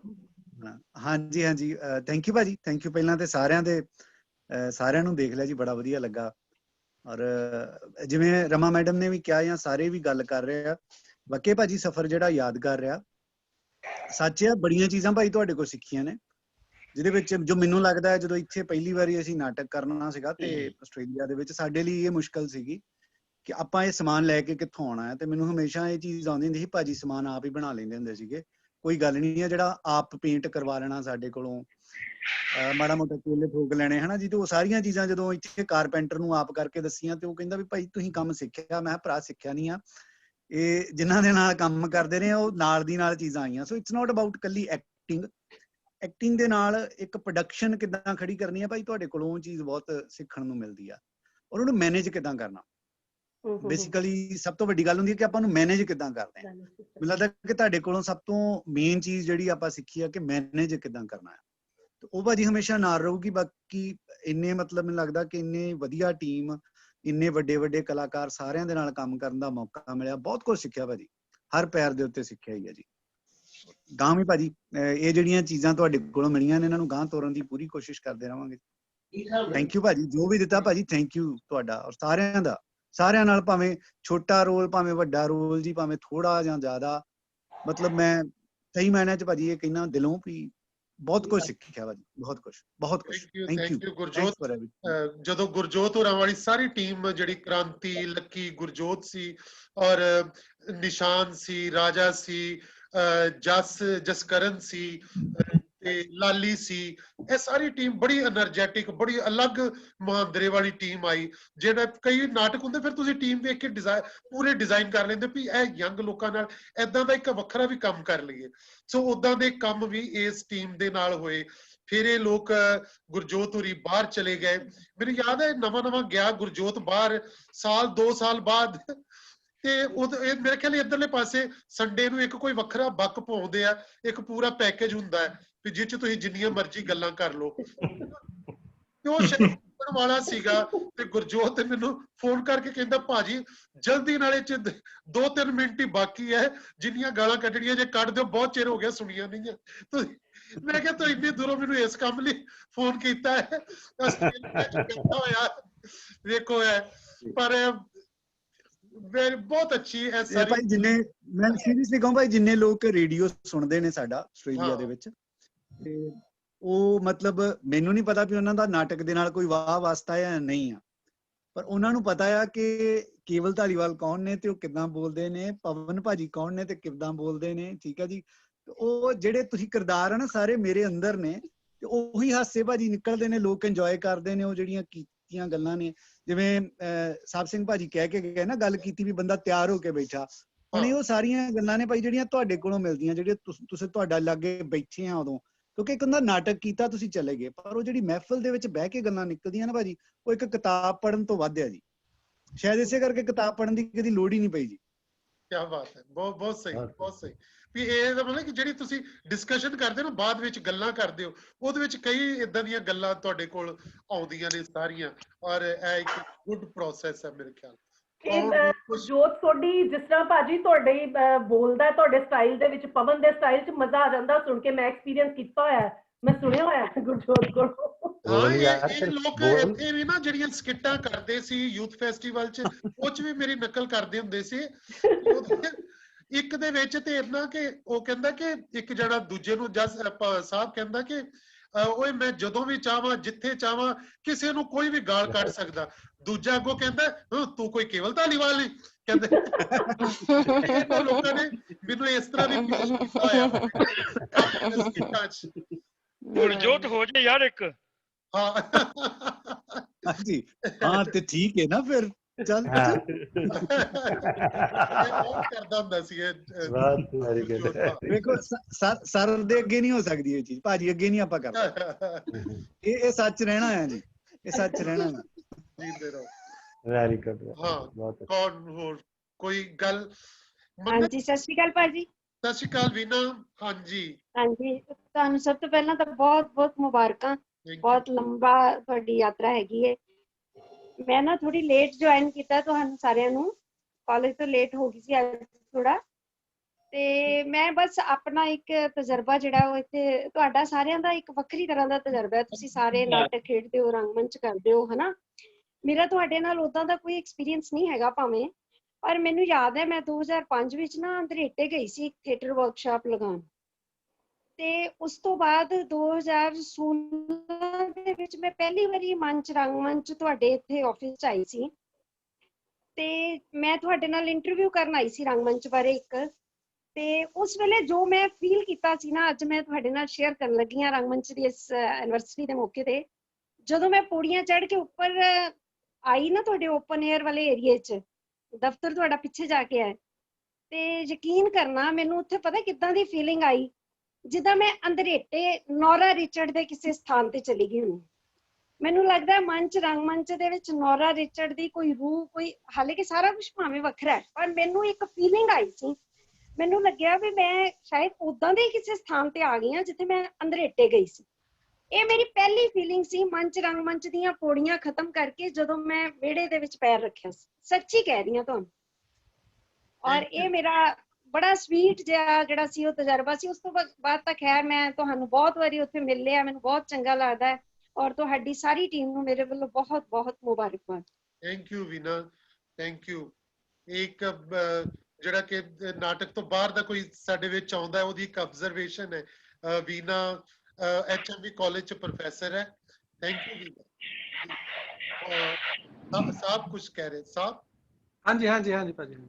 ਮੈਂ ਪਹਿਲਾਂ ਸੀ, ਮੈਨੂੰ ਸੀ ਕਿ ਜਿਹੜੇ ਮੰਚ ਰੰਗਮੰਚ ਦੇ ਫਾਊਂਡਰ ਐਕਟਰ ਰਹੇ ਆ, ਮੈਂ ਉਹਨਾਂ ਨੂੰ ਸੁਣਨਾ ਅੱਛਾ ਲੱਗ ਰਿਹਾ ਸੀ ਵੀ ਜਿਵੇਂ ਰਮਾ ਹੋਰੀ ਬੋਲ ਰਹੇ ਆ, ਪਵਨ ਨੇ ਹਲੇ ਚਲੋ ਗੱਲਾਂ ਨਹੀਂ ਕੀਤੀਆਂ, ਸੁਰਜੀਤ, ਮੈਂ ਇਸ ਕਰਕੇ ਮੈਂ ਚੁੱਪ ਕਰਕੇ ਬੈਠਾ ਸੀ। ਮੈਨੂੰ ਬੜਾ ਮਜ਼ਾ ਆ ਰਿਹਾ ਭਾਜੀ, ਬਹੁਤ ਜ਼ਿਆਦਾ, ਕਿਉਂਕਿ ਆਪਣਾ ਪਰਿਵਾਰ ਹੈ ਮੰਚ ਰੰਗਮੰਚ, ਔਰ ਮੰਚ ਰੰਗਮੰਚ ਦੇ ਜੀਆਂ ਦੇ ਮੂੰਹੋਂ ਤੁਹਾਡੇ ਬਾਰੇ ਕੋਈ ਗੱਲਾਂ ਸੁਣਨੀਆਂ ਜਾਂ ਇਸ ਗਰੁੱਪ ਬਾਰੇ ਸੁਣਨੀਆਂ। ਮੇਰਾ ਕਿਉਂਕਿ ਮੰਚ ਰੰਗਮੰਚ ਨਾਲ ਲਗਭਗ ਉਦੋਂ ਦਾ ਹੀ ਰਿਸ਼ਤਾ ਹੈ ਜਦੋਂ ਮੰਚ ਰੰਗਮੰਚ ਸਥਾਪਿਤ ਹੋਇਆ। ਤੇ ਜਦੋਂ ਤੁਸੀਂ NST ਤੋਂ ਵਾਪਸ ਆਏ, ਉਦੋਂ ਮੈਂ ਗੁਰਸ਼ਰਨ ਭਾਈ ਦੇ ਨਾਲ ਥੀਏਟਰ ਕਰਦਾ ਹੁੰਦਾ ਸੀ, ਤੇ ਤੁਹਾਡੇ ਆਉਣ ਤੋਂ ਪਹਿਲਾਂ ਤੁਹਾਡੀ ਚਰਚਾ ਸਾਡੇ ਤੱਕ ਪਹੁੰਚ ਚੁੱਕੀ ਹੋਈ ਸੀ ਭਾਜੀ ਰਾਹੀਂ, ਤੇ ਫਿਰ ਤੁਹਾਡੇ ਨਾਲ ਮੁਲਾਕਾਤ ਹੋਈ, ਫਿਰ ਪਿਆਰ ਮੁਹੱਬਤਾਂ ਹੋਈਆਂ, ਰਿਸ਼ਤੇ ਬਣੇ ਸਾਡੇ। ਤੇ ਮੈਨੂੰ ਯਾਦ ਹੈ ਕਿ ਜਦੋਂ ਤੁਹਾਡੇ ਮੰਚ ਰੰਗਮੰਚ ਦਾ ਜਿਹੜਾ ਦਫ਼ਤਰ, ਜਿਹੜਾ ਤੁਸੀਂ 500 ਰੁਪਏ ਵਾਲੀ ਗੱਲ ਕੀਤੀ ਅੱਜ, ਉਸ 500 ਰੁਪਏ ਦੇ ਦਫ਼ਤਰ 'ਚ ਮੈਂ ਬਹੁਤ ਸਮਾਂ ਕੱਟਿਆ। ਬਿਲਕੁਲ। ਤੇ ਉਹ ਇੱਕ ਕਮਰਾ ਹੁੰਦਾ ਸੀ, ਇੱਕ ਕਮਰੇ ਦੇ ਵਿੱਚ ਤੁਸੀਂ ਇੱਕ ਕੁਰਸੀ ਤੇ ਟੇਬਲ ਲਗਾਇਆ ਹੁੰਦਾ ਸੀ, ਤੇ ਪਿੱਛੇ ਇੱਕ ਛੋਟਾ ਜਿਹਾ ਪਰਦਾ ਲੱਗਾ ਹੁੰਦਾ ਸੀ, ਤੇ ਪਰਦੇ ਦੇ ਪਿੱਛੇ ਕੁਝ ਕਾਸਟਿਊਮਸ, ਕੁਝ ਥੋੜੀ ਜਿਹੀਆਂ ਕਾਸਟਿਊਮਸ ਵਗੈਰਾ ਪਈਆਂ ਹੁੰਦੀਆਂ ਸੀ। ਤੇ ਮੈਨੂੰ ਯਾਦ ਹੈ ਮੈਂ ਕੋਰਟ ਮਾਰਸ਼ਲ ਦੀ ਰਿਹਰਸਲ ਲਈ, ਜਾਂ ਤਰਕਾਲਾਂ ਦੀ, ਜਾਂ ਫਾਸਲੇ ਦੀ ਰਿਹਰਸਲ ਲਈ, ਜਾਂ ਜਦੋਂ ਮੈਂ ਤੇ ਰੋਜੀ ਤੁਹਾਡੇ ਕੋਲ ਪਿੰਜਰ ਨਾਟਕ ਕਰਨ ਆਏ ਦੋਨੋਂ ਜਣੇ, ਅਸੀਂ ਪਿੰਜਰ ਨਾਟਕ ਤੁਹਾਡੇ ਨਾਲ ਜਦੋਂ ਤਿਆਰ ਕੀਤਾ, ਜਦੋਂ ਮੈਂ ਲਿਖਿਆ ਸੀ, ਤੇ ਮੈਨੂੰ ਬੜੀਆਂ ਪਿਆਰੀਆਂ ਯਾਦਾਂ ਨੇ ਉਸ ਦਫ਼ਤਰ ਦੀਆਂ। ਵੀ ਉੱਥੇ ਵਿਹੜਾ ਹੁੰਦਾ ਸੀ ਬਾਹਰ, ਤੇ ਇੱਕ ਆਂਟੀ ਰਹਿੰਦੇ ਹੁੰਦੇ ਸੀ ਜਿਹਨਾਂ ਤੋਂ ਅਸੀਂ ਅਚਾਰ ਮੰਗ ਕੇ, ਤੇ ਰੋਟੀ ਜਦੋਂ ਅਚਾਰ ਮੰਗ ਲੈਂਦੇ ਹੁੰਦੇ ਸੀ ਉਹਨਾਂ ਤੋਂ, ਤੇ ਉਹ ਕਈ ਵਾਰੀ ਆਂਟੀ ਅਚਾਰ ਸਾਹਿਬ ਤੋਂ ਰੋਟੀ ਲਈ ਨਹੀਂ ਸੀ ਮੰਗਦਾ ਹੁੰਦਾ। ਆਹੋ, ਉਹ ਤੇ ਹੁਣ ਏਦਾਂ ਪੁੱਛਣਾ ਪਊਗਾ। ਸ਼ੀਲਾ ਆਂਟੀ ਹਾਂ, ਸ਼ੀਲਾ ਆਂਟੀ ਕਈ ਵਾਰੀ ਸਾਨੂੰ ਚਾਹ ਵੀ ਪਿਲਾ ਦਿੰਦੇ ਹੁੰਦੇ ਸੀ ਤੁਹਾਡੀ ਗੈਰ ਦੀ, ਤੁਹਾਡੀ ਹਾਜ਼ਰੀ 'ਚ ਨਹੀਂ ਸੀ ਪਿਲਾਉਂਦੇ ਉਹ। ਅੱਛਾ, ਤੇ ਇੱਕ ਕਿਰਾਏਦਾਰ ਹੋਰ ਹੁੰਦਾ ਸੀ, ਇੱਕ ਦੋ ਕਮਰੇ ਸੀ ਅਲੱਗ-ਅਲੱਗ, ਦੋ ਰਹਿੰਦੇ ਹੁੰਦੇ ਸੀ। ਹੌਲੀ ਹੌਲੀ ਫਿਰ ਉਹ ਕਿਰਦੇ ਗਏ, ਤੇ ਫਿਰ ਉਹ ਮੰਚ ਰੰਗਮੰਚ ਹੀ ਰਹਿ ਗਿਆ। ਤੇ ਮੈਨੂੰ ਯਾਦ ਹੈ ਮੈਂ ਭਾਜੀ ਕੋਲ ਬੜੀਆਂ ਸ਼ਿਕਾਇਤਾਂ ਲੈਂਦੇ, ਭਾਜੀ ਬਾਕੀ ਸਾਰਾ ਕੁਝ ਠੀਕ ਹੈ, ਬਾਥਰੂਮ ਠੀਕ ਨਹੀਂ ਹੈ ਆਪਣਾ। ਮੈਂ ਉੱਥੇ ਰਾਤ ਰਹਿਣਾ ਹੁੰਦਾ, ਤੇ ਭਾਜੀ ਨੇ ਕਹਿਣਾ ਹਾਂ ਮੈਂ ਕਰਾ ਦਾਂਗਾ, ਅਗਲੀ ਵਾਰੀ ਠੀਕ ਕਰਾ ਦਾਂਗਾ। ਮਤਲਬ ਐਂ ਲੱਗਦਾ ਹੁੰਦਾ ਸੀ ਜਿਵੇਂ ਆਪਣਾ ਇੱਕ ਘਰ ਹੈ। ਤੇ ਮੈਨੂੰ ਯਾਦ ਹੈ ਭਾਜੀ ਦੀ, ਕਿਉਂਕਿ ਹੁਣ ਵੀ ਆਦਤ ਹੈ ਕਿ ਭਾਜੀ ਕਦੇ ਦਿਨ ਵੇਲੇ ਸੌਂਦੇ ਨਹੀਂ। ਭਾਈ ਨੂੰ ਹੁੰਦਾ ਵੀ ਨਹੀਂ, ਦਿਨ ਵੇਲੇ ਕਾਹਦੇ ਲਈ ਸੌਣਾ, ਰਾਤ ਸੌਣ ਵਾਸਤੇ ਪਈ ਹੈ ਨਾ, ਤੇ ਕੰਮ ਕਰੋ। ਤੇ ਪਰ ਮੈਂ ਦਾਅ ਬਚਾ ਕੇ, ਜਿਹੜਾ ਉਹ ਪਰਦਾ ਲੱਗਾ ਹੁੰਦਾ ਸੀ ਕਮਰੇ ਦਾ, ਉਹਦੇ ਪਿਛਲੇ ਪਾਸੇ ਕੋਈ ਕਾਸਟਿਊਮ ਦਾ ਗੱਦਾ ਗੁੱਦਾ ਜੇ ਚੁੱਕ ਕੇ ਨਾ, ਮੈਂ ਜ਼ਰੂਰ 15 ਮਿੰਟ ਉੱਥੇ ਆਰਾਮ ਕਰਦਾ ਹੁੰਦਾ ਸੀ ਜਦੋਂ ਭਾਜੀ ਕਿਤੇ ਚਲੇ ਜਾਂਦੇ ਸੀ। ਤੇ ਉਹ ਰਿਹਰਸਲਾਂ, ਫਿਰ ਅਸੀਂ ਨਾਟਸ਼ਾਲਾ 'ਚ ਰਿਹਰਸਲਾਂ ਕਰਨੀਆਂ। ਤੇ ਪਰ ਇਹ ਤੇ ਸਾਰੀਆਂ ਯਾਦਾਂ ਨੇ ਸਾਡੀਆਂ। ਪਰ ਭਾਜੀ ਜਦੋਂ ਤੁਸੀਂ ਆਏ ਹੋ ਨਾ ਨੈਸ਼ਨਲ ਸਕੂਲ ਆਫ ਡਰਾਮਾ ਤੋਂ, ਜੋ ਤੁਸੀਂ ਮੰਚ ਰੰਗਮੰਚ ਬਣਾਇਆ, ਤੇ ਇੱਕ ਵੇਵ, ਇੱਕ ਲਹਿਰ, ਇੱਕ ਨਵੀਂ ਤਰ੍ਹਾਂ ਦੀ ਇੱਕ ਸੈਂਸੇਸ਼ਨ ਪੰਜਾਬੀ ਥੀਏਟਰ ਨੂੰ ਮਿਲੀ ਅਸਲ ਦੇ ਵਿੱਚ। ਕਿ ਜਿਵੇਂ ਤੁਸੀਂ ਪ੍ਰੋਡਕਸ਼ਨ ਸ਼ੁਰੂ ਕੀਤੀਆਂ, ਅਸੀਂ ਸੁਣਦੇ ਹੁੰਦੇ ਸੀ ਵੀ ਕਿਸੇ ਟਾਈਮ ਹਰਪਾਲ ਟਿਵਾਣਾ ਏਦਾਂ ਨੈਸ਼ਨਲ ਸਕੂਲ ਆਫ ਡਰਾਮਾ ਤੋਂ ਆਏ ਸੀ, ਉਹਨਾਂ ਨੇ ਵੱਡੀਆਂ ਪ੍ਰੋਡਕਸ਼ਨਸ ਕੀਤੀਆਂ ਸੀ, ਲੁਧਿਆਣੇ ਕੀਤੀਆਂ ਸੀ, ਜਾਂ ਕੁਝ ਪਟਿਆਲੇ ਕੀਤੀਆਂ ਸੀ। ਉਹ ਅਸੀਂ ਸੁਣਦੇ ਹੁੰਦੇ ਸੀ ਉਦੋਂ, ਕਿਉਂਕਿ ਮੈਂ ਗੁਰਸ਼ਰਨ ਸਿੰਘ ਤੇ ਡਾਕਟਰ ਆਤਮਜੀਤ ਨਾਲ ਥੀਏਟਰ ਕਰ ਚੁੱਕਾ ਸੀ, ਗੁਰਸ਼ਰਨ ਸਿੰਘ ਨਾਲ ਤਾਂ ਕਰਦਾ ਸੀ। ਪਰ ਜਿਹੜੀ ਤੁਸੀਂ ਮੰਚ ਰੰਗਮੰਚ ਰਾਹੀਂ ਇੱਕ ਖੂਬਸੂਰਤ ਗੱਲ ਕੀਤੀ, ਜਿਹੜੀ ਨਵੀਂ ਸੀ ਪੰਜਾਬ ਵਾਸਤੇ ਕੀਤੀ, ਕਿ ਰਿਚ ਪ੍ਰੋਡਕਸ਼ਨਸ, ਵੱਡੀਆਂ ਪ੍ਰੋਡਕਸ਼ਨ ਤੇ ਲਗਾਤਾਰ ਪ੍ਰੋਡਕਸ਼ਨਸ। ਨਹੀਂ ਤੇ ਆਮ ਤੌਰ ਤੇ ਉਦੋਂ ਅਸੀਂ ਇਹੀ ਸੁਣਦੇ ਹੁੰਦੇ ਸੀ, ਸਾਡਾ ਤਜਰਬਾ ਹੁੰਦਾ ਸੀ ਕਿ ਜਿਹੜੇ ਲੋਕੀ ਵੱਡੀਆਂ ਪ੍ਰੋਡਕਸ਼ਨਸ ਕਰਦੇ ਨੇ, ਉਹ ਸਾਲ 2 ਸਾਲ ਜਾਂ 3 ਸਾਲ 'ਚ ਇੱਕ ਪ੍ਰੋਡਕਸ਼ਨ ਕਰਦੇ। ਕੁਮਾਰ ਪਵਨਦੀਪ ਵੀ ਸ਼ਾਇਦ ਮੇਰੇ ਨਾਲ ਸਹਿਮਤ ਹੋਏਗਾ, ਬਾਕੀ ਵੀ, ਕਿ ਵੱਡੀਆਂ ਪ੍ਰੋਡਕਸ਼ਨ ਕਰਨ ਬਾਰੇ ਚਰਚਾ ਹੀ ਹੁੰਦੀ ਸੀ ਕਿ ਉਹ ਬੜਾ ਟਾਈਮ ਲਗਾਉਂਦੇ ਆ, 6-6 ਮਹੀਨੇ ਟਾਈਮ ਲਗਾਉਂਦੇ ਆ, ਫਿਰ ਇੱਕ ਪ੍ਰੋਡਕਸ਼ਨ ਕਰਕੇ ਉਹ ਮਹੀਨਾ ਡੇਢ ਸਾਲ ਫਿਰ ਸਾਹ ਲੈਂਦੇ ਆ, ਫਿਰ ਇੱਕ ਨਵੀਂ ਪ੍ਰੋਡਕਸ਼ਨ ਚੂਜ਼ ਕਰਦੇ। ਲੇਕਿਨ ਜਦੋਂ ਤੁਸੀਂ ਆਏ, ਤੁਸੀਂ ਜਿਉਂ ਮਾਵਾਂ, ਫਿਰ ਉਹ ਸਿੰਘ ਸੂਰਮੇ, ਫਿਰ ਉਹ ਫਾਸਲੇ, ਤੇ ਫਿਰ ਹਵਾਈ ਟੀਵੀ ਵਿੱਚ ਹੋਇਆ, ਤੇ ਫਿਰ ਤੁਸੀਂ ਹੋਰ ਕਿੰਨੇ ਕੋਰਟ ਮਾਰਸ਼ਲ ਨਾਟਕ ਤੇ ਨਾਟਕ, ਮਤਲਬ ਘੱਟੋ ਘੱਟ ਸਾਲ ਦੇ ਵਿੱਚ 5-6 ਪ੍ਰੋਡਕਸ਼ਨਸ, ਰਿਚ ਵੱਡੀਆਂ ਪ੍ਰੋਡਕਸ਼ਨਸ ਜਿਹਨਾਂ ਵੱਲ ਨੂੰ ਅਸੀਂ ਦੇਖਦੇ ਹੁੰਦੇ ਸੀ। ਫਿਰ ਤੁਸੀਂ ਜਿਵੇਂ ਪੋਸਟਰ ਬਣਾਉਣੇ ਸ਼ੁਰੂ ਕੀਤੇ ਕਿ ਜਿਵੇਂ ਫਿਲਮਾਂ ਵਾਲਿਆਂ ਦੇ ਪੋਸਟਰ ਬਣਦੇ ਹੁੰਦੇ ਆ। ਜਦੋਂ ਮੈਂ ਤੁਹਾਡੇ ਦਫ਼ਤਰ ਆਉਂਦਾ ਤੇ ਕੰਧਾਂ ਉੱਤੇ ਏਦਾਂ ਪੋਸਟਰ ਲੱਗੇ ਹੁੰਦੇ ਸੀ ਕਿ ਆ ਫਲਾਣੇ ਨਾਟਕ ਦਾ ਪੋਸਟਰ ਹੈ, ਫਲਾਣੇ ਨਾਟਕ ਦਾ ਪੋਸਟਰ ਹੈ, ਉਹ ਜਿਹੜੇ ਅੱਜ ਤੱਕ ਵੀ ਤੁਹਾਡੇ ਦਫ਼ਤਰਾਂ ਵਿੱਚ ਸਾਂਭੇ ਹੋਏ ਆ। ਉਹ ਬੜੀਆਂ ਨਵੀਆਂ ਚੀਜ਼ਾਂ ਸੀ ਸਾਡੇ ਵਾਸਤੇ ਔਰ ਬੜਾ ਉਤਸ਼ਾਹ ਮਿਲਦਾ ਸੀ। ਤੇ ਉਹ ਉਤਸ਼ਾਹ ਹੌਲੀ ਹੌਲੀ ਜਿਵੇਂ ਪੂਰੇ ਪੰਜਾਬ 'ਚ ਫੈਲਿਆ ਭਾਜੀ, ਉਹ ਮੈਂ ਸਮਝਦਾ ਕਿ ਹਾਲੇ ਇਤਿਹਾਸ 'ਚ ਕਿਤੇ ਲਿਖਿਆ ਜਾਣਾ ਕਿ ਮੰਚ ਰੰਗਮੰਚ ਅੰਮ੍ਰਿਤਸਰ ਨੇ, ਜਿਹਦੇ ਵਿੱਚ ਤੁਸੀਂ ਅਗਵਾਈ ਦਿੱਤੀ, ਪਰ ਤੁਹਾਡੇ ਸਾਰੇ ਸਾਥੀ ਜਿਨ੍ਹਾਂ ਨੂੰ ਮੈਂ ਅੱਜ ਸੁਣ ਰਿਹਾ, ਜਿਹਦੇ 'ਚ ਜੱਗੀ ਵਰਗਿਆਂ ਨੇ ਕਿੰਨਾ ਯੋਗਦਾਨ ਦਿੱਤਾ ਜਾਂ ਸੁਰਜੀਤ ਜਾਂ ਕੁਛ ਹੈ, ਉਹ ਇੱਕ ਇਤਿਹਾਸਕ ਭੂਮਿਕਾ ਹੈ। ਮੈਂ ਸਮਝਦਾ ਪੰਜਾਬੀ ਥੀਏਟਰ ਦੇ ਵਿੱਚ ਇੱਕ ਇਤਿਹਾਸਕ ਭੂਮਿਕਾ ਹੈ ਉਹ, ਕਿ ਕਿਵੇਂ ਇੱਕ ਥੀਏਟਰ ਇਵੋਲਵ ਹੋਇਆ ਜਿਹਦੇ ਵਿੱਚ ਥੀਏਟਰ ਮੀਨਿੰਗਫੁਲ ਵੀ ਹੋਏਗਾ, ਰਿਚ ਵੀ ਹੋਏਗਾ, ਟੋਟਲ ਥੀਏਟਰ ਦਾ ਕਨਸੈਪਟ ਵੀ ਤੁਹਾਡੇ ਸਾਹਮਣੇ ਆਏਗਾ, ਤੇ ਥੀਏਟਰ ਹੋਏਗਾ ਵੀ ਅਲੂਫ ਨਹੀਂ ਹੋਏਗਾ। ਏਦਾਂ ਦਾ ਥੀਏਟਰ ਨਹੀਂ ਹੋਏਗਾ ਵੀ ਜਿਹਨੂੰ ਕੁਝ ਚੁਣਿੰਦਾ ਲੋਕ ਹੀ ਦੇਖ ਸਕਣ। ਉਹ ਥੀਏਟਰ ਗਦਰੀ ਬਾਬਿਆਂ ਦੇ ਮੇਲੇ 'ਚ ਵੀ ਪਹੁੰਚ ਜਾਏਗਾ, ਉਹ ਪਿੰਡਾਂ 'ਚ ਵੀ ਪਹੁੰਚ ਜਾਏਗਾ, ਉਹ ਵੱਡੇ ਵੱਡੇ ਮੇਲਿਆਂ 'ਚ ਵੀ ਪਹੁੰਚ ਜਾਏਗਾ, ਕਸਬਿਆਂ 'ਚ ਵੀ ਪਹੁੰਚ ਜਾਏਗਾ। ਲੋਕੀ ਅਬੋਹਰ, ਫਾਜ਼ਿਲਕਾ, ਵਾਲਾ ਤੋਂ ਸੱਦੇ ਵੀ ਦੇਣੇ ਸ਼ੁਰੂ ਹੋ ਜਾਣਗੇ ਤੇ ਤੁਸੀਂ ਉੱਥੇ ਜਾਓਗੇ ਵੀ ਆਪਣੇ ਟੀਮਾਂ ਨੂੰ ਲੈ ਕੇ ਔਰ ਲਗਾਤਾਰ ਥੀਏਟਰ ਕਰੋਗੇ। ਸੋ ਇਹ ਮਤਲਬ ਮੈਨੂੰ ਇਹ ਲੱਗਦਾ ਹੁੰਦਾ ਵੀ ਜੇ ਤੁਹਾਡੇ ਮੰਚ ਰੰਗਮੰਚ ਤੇ ਮੈਂ ਬੋਲਣ ਨੂੰ ਮੈਨੂੰ ਕੋਈ ਕਵੇ ਕਿ ਸਾਹਿਬ ਤੁਸੀਂ ਸਵੇਰੇ 9 ਵਜੇ ਤੋਂ ਲੈ ਕੇ ਸ਼ਾਮ ਦੇ 5 ਵਜੇ ਤੱਕ ਜਿਵੇਂ ਦਫ਼ਤਰ ਦੀ ਡਿਊਟੀ ਦਿੰਦੇ ਹੋ ਤੁਸੀਂ ਬੋਲਣਾ, ਤਾਂ ਮੈਨੂੰ ਲੱਗਦਾ 5 ਵਜੇ ਤੱਕ ਵੀ ਟਾਈਮ ਘੱਟ ਰਹਿ ਜਾਏਗਾ। ਸੱਚੀ ਮੁੱਚੀ ਮੈਂ ਕੋਈ ਭਾਵਕ ਹੋ ਕੇ ਨਹੀਂ ਕਹਿ ਰਿਹਾ। ਮੈਨੂੰ ਕਹਿ ਦਿੰਦੇ ਕਈ ਵਾਰੀ ਕਿ ਜਦੋਂ ਕੇਵਲ ਦੀ ਗੱਲ ਆਉਂਦੀ ਤੂੰ ਭਾਵਕ ਹੋ ਜਾਂਦਾ, ਪਰ ਭਾਵਕ ਹੋਣਾ ਕੋਈ ਮਾੜੀ ਗੱਲ ਨਹੀਂ ਹੈ। ਮੈਨੂੰ ਨਹੀਂ ਲੱਗਦਾ ਕਿ ਭਾਵਕ ਹੋਣਾ ਕੋਈ ਮਾੜੀ ਗੱਲ ਹੈ। ਕੰਮ ਹੋਇਆ, ਸਿੱਕੇਬੰਦ ਕੰਮ ਹੋਇਆ ਔਰ ਜ਼ੋਰਦਾਰ ਕੰਮ ਹੋਇਆ, ਔਰ ਤੁਸੀਂ ਵਰਲਡ ਲੈਵਲ ਦੇ, ਨੈਸ਼ਨਲ ਲੈਵਲ ਦੇ ਔਰ ਪੰਜਾਬ ਦੇ ਲਿਟਰੇਚਰ ਦੇ ਬਹੁਤ ਨੇੜੇ ਲੋਕਾਂ ਨੂੰ ਲੈ ਕੇ ਆਂਦਾ। ਉਹ ਲਿਟਰੇਚਰ ਜਿਹੜਾ ਕਿਤੇ 50, 100 ਜਾਂ 200 ਬੰਦਿਆਂ ਤੱਕ ਸੀਮਤ ਸੀ, ਉਸ ਲਿਟਰੇਚਰ ਨੂੰ, ਉਸ ਕਵਿਤਾ ਨੂੰ, ਜਿਵੇਂ ਤੁਸੀਂ ਸੁਰਜੀਤ ਪਾਤਰ ਨੂੰ ਪੇਸ਼ ਕੀਤਾ, ਜਿਵੇਂ ਤੁਸੀਂ ਪਾਸ਼ ਨੂੰ ਪੇਸ਼ ਕੀਤਾ, ਜਿਵੇਂ ਤੁਸੀਂ ਪ੍ਰੋਫੈਸਰ ਦੀਦਾਰ ਸਿੰਘ ਦੀ ਕਵਿਤਾ ਨੂੰ ਪੇਸ਼ ਕੀਤਾ, ਜਿਵੇਂ ਤੁਸੀਂ ਪੇਂਟਿੰਗਸ ਨੂੰ ਪੇਸ਼ ਕੀਤਾ, ਮਤਲਬ ਇਹ ਅਲੋਕਾਰੀਆਂ ਗੱਲਾਂ ਸੀ। ਇਹ ਪੰਜਾਬੀ ਥੀਏਟਰ ਲਈ ਵਿਲੱਖਣ ਗੱਲਾਂ ਹੋਈਆਂ ਸਾਰੀਆਂ ਜਿੰਨੀਆਂ ਹੋਈਆਂ, ਔਰ ਨਾਵਲਾਂ ਨੂੰ, ਕਹਾਣੀਆਂ ਨੂੰ, ਹੋਰ ਜਿਹੜੀਆਂ ਚੀਜ਼ਾਂ ਜਿੱਥੋਂ ਵੀ ਤੁਹਾਨੂੰ ਕੁਝ ਮਿਲਿਆ ਤੁਸੀਂ ਉਹਨੂੰ ਥੀਏਟਰ ਲਈ ਲੈ ਕੇ ਆਏ। ਅੱਜ ਤੋਂ ਤਕਰੀਬਨ ਕੋਈ 15 ਕੁ ਸਾਲ ਪਹਿਲਾਂ ਇੱਕ ਐਡ ਟੀਵੀ ਤੇ ਬਹੁਤ ਚੱਲਦੀ ਹੁੰਦੀ ਸੀ, ਪੈਪਸੀ ਦੀ ਐਡ ਸੀ ਉਹ, drink Pepsi, eat Pepsi and sleep Pepsi. ਉਹ ਬੜੀ ਫੇਮਸ ਹੋਈ ਸੀ। ਮੈਂ ਸਮਝਦਾ ਉਹ ਤੁਹਾਡੇ ਤੇ ਪੂਰੀ ਤਰ੍ਹਾਂ ਢੁੱਕਦੀ ਹੈ ਕਿ drink theatre, eat theatre, sleep theatre, dream theater, do theater, and let the people do theater and propagate theater and encourage people to do theater, theater, theater, theater। ਭਾਜੀ ਕੇਵਲ ਧਾਲੀਵਾਲ ਤੇ ਮੰਚ ਰੰਗਮੰਚ ਇੱਕੋ ਚੀਜ਼ ਦੇ ਦੋ ਨਾਮ ਨੇ, ਪਰ ਫਿਰ ਵੀ ਦੋ ਚੀਜ਼ਾਂ ਨੇ। ਕੇਵਲ ਧਾਲੀਵਾਲ ਇੱਕ ਆਪਣੀ ਵਿਅਕਤੀਗਤ ਹਸਤੀ ਹੈ, ਪਰ ਮੰਚ ਰੰਗਮੰਚ ਵਿੱਚ ਬਹੁਤ ਸਾਰੇ ਦੋਸਤਾਂ ਦਾ ਯੋਗਦਾਨ ਹੈ। ਤੇ ਮੈਂ ਸਮਝਦਾ ਭਾਜੀ ਇਹ ਹਿਸਟੋਰੀਕਲ ਹੈ, ਤੇ ਅੱਜ ਉਹਦੇ 30 ਸਾਲ ਦੇ ਜਸ਼ਨ ਦੇ ਮੌਕੇ ਤੇ ਮੈਂ ਇਹਦੇ ਵਿੱਚ ਸ਼ਾਮਲ ਹਾਂ। I'm really feeling proud. ਬਿਲਕੁਲ ਬਿਲਕੁਲ ਸਾਹਿਬ, ਥੈਂਕ ਯੂ। ਯਾਨੀ ਸੱਚਮੁੱਚ ਹੀ ਤੁਹਾਡਾ ਸਾਰਿਆਂ ਦਾ ਹੀ ਇੰਨਾ ਵੱਡਾ ਯੋਗਦਾਨ ਹੈ। ਮੈਨੂੰ ਇਹ ਚੰਗਾ ਲੱਗਦਾ ਕਿ ਦੇਖੋ ਕਿ ਮੈਕਸਿਮਮ ਬੜੇ ਸੀਨੀਅਰ ਆਰਟਿਸਟ, ਚਾਹੇ ਹਰਭਜਨ ਜੱਬਲ, ਵੇਦ ਸ਼ਰਮਾ, ਜਤਿੰਦਰ ਕੌਰ, ਸਤਿੰਦਰ ਕੌਰ, ਦਲਜੀਤ ਕੌਰ, ਨਵਨਿੰਦਰਾ ਬਹਿਲ, ਸੁਨੀਤਾ ਧੀਰ, ਇਹ ਸਾਰੇ ਸਾਡੇ ਮੰਚ ਰੰਗਮੰਚ ਦੇ ਨਾਟਕਾਂ ਦੇ ਵਿੱਚ ਜਿਹੜੇ ਕਿ ਇਹ ਕੰਮ ਕੀਤਾ ਸਾਰਿਆਂ ਨੇ। ਯਾਨੀ ਇਹ ਇੱਕ ਜ਼ਰੂਰ ਮੈਨੂੰ ਆਪ ਕਈ ਵਾਰ ਹੁਣ ਜਦੋਂ ਮੈਂ ਪਿੱਛੇ ਮੁੜ ਕੇ ਦੇਖਦਾ ਤਾਂ ਮੈਂ ਦੇਖਦਾ ਕਿ ਸਿਰਫ ਅੰਮ੍ਰਿਤਸਰ ਦੇ ਕਲਾਕਾਰਾਂ ਨੇ ਨਹੀਂ, ਬਲਕਿ ਪੰਜਾਬ ਦੇ ਸਮੂਹ ਪੰਜਾਬ ਦੇ ਜਿੱਥੋਂ ਵੀ ਕਿਧਰੋਂ ਕੋਈ ਆ ਸਕਦਾ ਸੀ। ਹੁਣ ਵੀ ਕਿੰਨੇ ਲੋਕ, ਜਤਿੰਦਰ ਸੋਨੂ ਹੈ ਮੁੰਡਾ ਸਾਡਾ, ਉਹ ਕਿੰਨੀ ਦੂਰੋਂ ਕਿੱਥੋਂ ਕਿੱਥੋਂ ਆ ਕੇ ਸਾਡੇ ਨਾਟਕਾਂ ਦੇ ਵਿੱਚ, ਉਹ ਧੂਰੀ ਤੋਂ, ਸੰਗਰੂਰ ਤੋਂ, ਬਰਨਾਲੇ ਤੋਂ, ਮਾਨਸੇ ਤੋਂ, ਜਾਂ ਇੱਧਰੋਂ ਕਿਸੇ ਵੀ ਥਾਂ ਤੋਂ ਆ ਕੇ ਉਹ ਰਿਹਰਸਲਾਂ ਕਰਦੇ ਆ, ਸ਼ੋਅ ਕਰਦੇ ਆ, ਉਹ ਵਾਪਸ ਚਲੇ ਜਾਂਦੇ ਆ। ਸੋ ਇਹ ਇੱਕ ਬੜਾ ਮੈਨੂੰ ਚੰਗਾ ਲੱਗਦਾ ਹੈ ਕਿ ਹੁਣ ਇਹ ਸਾਰੀ ਵੀ ਇੰਨੀ ਦੂਰ ਤੱਕ ਸਾਡੀਆਂ ਸ਼ਾਖਾਵਾਂ ਨੇ, ਕਿਸੇ ਵੀ ਐਕਟਰ ਨੂੰ ਲੱਗਦਾ ਹੈ ਕਿ ਹਾਂ ਮੈਂ ਇੱਥੇ, ਜਾਂ ਮੈਨੂੰ ਲੱਗਦਾ ਹੈ ਕਿ ਮੈਂ ਇਸ ਐਕਟਰ ਨੂੰ ਬੁਲਾ ਲਾਂ, ਤੇ ਉਹ ਬੜੀ ਖੁਸ਼ੀ ਨਾਲ ਸਾਡੇ ਕੋਲ, ਜਿਵੇਂ ਲੱਖਾ ਲਹਿਰੀ ਬਹੁਤ ਸਾਲ ਸਾਡੇ ਕੋਲ ਆ ਕੇ ਇੱਥੇ ਕੰਮ ਕਰਦਾ ਰਿਹਾ, ਬਹੁਤ ਸਾਲ ਇੱਥੇ ਆ ਕੇ ਰਹਿੰਦਾ ਰਿਹਾ। ਸੋ ਇਹ ਬਹੁਤ ਕਹਿ ਲਓ ਕਿ ਅਲੱਗ ਤਰ੍ਹਾਂ ਦਾ ਤਜਰਬਾ ਸਾਰੇ ਸਫ਼ਰ ਦੇ ਵਿੱਚ। ਜਿਹੜੀਆਂ ਸਾਹਿਬ ਜਿਵੇਂ ਤੁਸੀਂ ਕਹਿ ਰਹੇ ਹੋ, ਮੈਂ ਫਿਲਮ ਸਕ੍ਰਿਪਟ ਵਿੱਚ ਜਦੋਂ ਮੈਂ ਹੀਰ ਰਾਂਝਾ ਕੀਤਾ ਸੀ, ਉਹਦਾ ਮੈਂ ਨਾਂ ਹੀ ਇਹੀ ਰੱਖਿਆ, ਫਿਲਮ ਹੀਰ ਰਾਂਝਾ, ਨਾਟਕ ਫਿਲਮ ਹੀਰ ਰਾਂਝਾ, ਉਹਦੇ ਵਿੱਚ ਇਸ ਤਰ੍ਹਾਂ ਹੀ ਉਹਨੂੰ ਲੈ ਕੇ ਬਣਾਇਆ ਸੀਗਾ।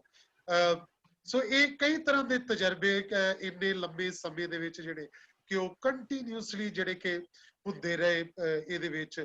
ਸੋ ਹੋਰ ਕੋਈ ਦੋਸਤ ਜਿਹੜੇ ਕੋਈ ਵੀ ਯੰਗ ਲੋਕ, ਪਵੇਲ ਜਾਂ ਤੇਜ ਕੋਈ? ਹਾਂਜੀ ਭਾਜੀ। ਹਾਂ ਹਾਂਜੀ, ਮੈਂ ਇੱਕ ਗੱਲ ਕਹਿਣਾ ਚਾਹਾਂਗੀ ਕਿ ਤੁਸੀਂ ਜਿੰਨੀਆਂ ਵੀ ਪ੍ਰੋਡਕਸ਼ਨਸ ਕੀਤੀਆਂ, ਤੁਸੀਂ ਕਦੀ ਵੀ ਕਾਸਟਿਊਮ ਨੂੰ ਲੈ ਕੇ, ਐਕਟਰਾਂ ਨੂੰ ਲੈ ਕੇ, ਡਿਜ਼ਾਈਨਿੰਗ ਨੂੰ ਲੈ ਕੇ ਕਦੀ ਵੀ ਤੁਸੀਂ ਕੰਪਰੋਮਾਈਜ਼ ਨਹੀਂ ਕੀਤਾ ਕਿਸੇ ਚੀਜ਼ ਵਿੱਚ ਵੀ। ਮਤਲਬ ਜੇ ਤੁਸੀਂ ਕਾਸਟਿਊਮ ਡਿਜ਼ਾਈਨ ਕੀਤੀ ਹੈ ਕਿ ਇਹ ਕਾਸਟਿਊਮ ਇਹ ਐਕਟਰ ਵਾਸਤੇ ਜਾਂ ਇਹ ਕਰੈਕਟਰ ਵਾਸਤੇ, ਤੇ ਤੁਸੀਂ ਉਹੀ ਕਾਸਟਿਊਮ ਨੂੰ ਹੀ ਮਤਲਬ ਕਿਸੇ ਤਰੀਕੇ ਨਾਲ ਉਹ ਮੈਨੇਜ ਕਰਨ ਦੀ ਕੋਸ਼ਿਸ਼ ਕੀਤੀ। ਤੁਸੀਂ ਇਹ ਨਹੀਂ ਕਿਹਾ ਕਿ ਨਹੀਂ ਇਹਦੀ ਥਾਂ ਤੇ ਇਹਦੇ ਨਾਲ ਕੰਮ ਚਲਾ ਲਓ। ਇਸ ਤਰ੍ਹਾਂ ਮਤਲਬ ਕਈ ਵਾਰ ਮੈਂ ਦੇਖਿਆ ਕਿ ਇਹ ਕੁਝ ਡਾਇਰੈਕਟਰ ਇਸ ਤਰ੍ਹਾਂ ਵੀ ਕਰਦੇ ਆ, ਲੇਕਿਨ ਤੁਸੀਂ ਏਦਾਂ ਨਹੀਂ ਕਰਦੇ ਸੀਗੇ। ਪਰਫੈਕਸ਼ਨ ਸੀਗੀ ਪੂਰੀ। ਇਹ ਉਹੀ ਕਾਰਨ ਹੈ ਕਿ ਪਿਛਲੇ 30 ਸਾਲਾਂ ਦੇ ਵਿੱਚ 30 ਸਾਲਾਂ ਚ ਹੁਣ 45 ਟਰੰਕ ਹੈ ਸਾਡੇ ਕੋਲ ਕਾਸਟਿਊਮ ਦੇ ਭਰੇ, ਇਹ ਵੱਡੇ ਵੱਡੇ।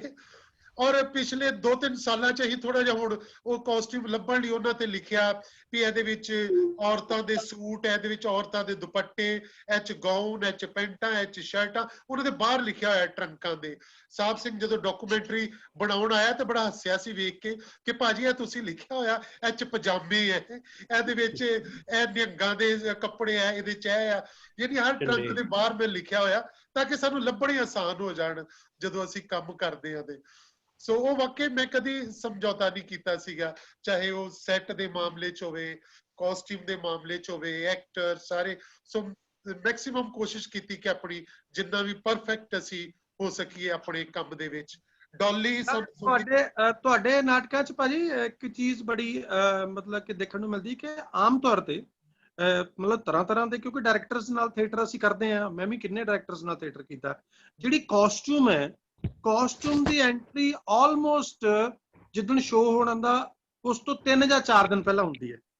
ਆਮ ਤੌਰ ਤੇ ਇਹੀ ਦੇਖਦੇ ਆ ਰਹੇ ਹਾਂ ਅਸੀਂ, ਕਿ ਨਹੀਂ ਤਾਂ ਉਸ ਦਿਨ ਹੀ ਹੁੰਦੀ ਵੈਸੇ ਤਾਂ, ਪਰ ਕਈ ਵਾਰੀ 3-4 ਦਿਨ ਪਹਿਲਾਂ ਹੁੰਦੀ। ਫਿਰ ਤੁਹਾਡੇ ਕੇਸ ਦੇ ਵਿੱਚ ਕਾਸਟਿਊਮ ਦੀ ਐਂਟਰੀ ਔਰ ਸੈੱਟ ਦੀ ਐਂਟਰੀ ਔਰ ਪ੍ਰੌਪਸ ਦੀ ਐਂਟਰੀ ਲਗਭਗ ਰਿਹਰਸਲ ਦੇ ਨਾਲ ਹੀ ਸ਼ੁਰੂ ਹੋ ਜਾਂਦੀ ਹੈ।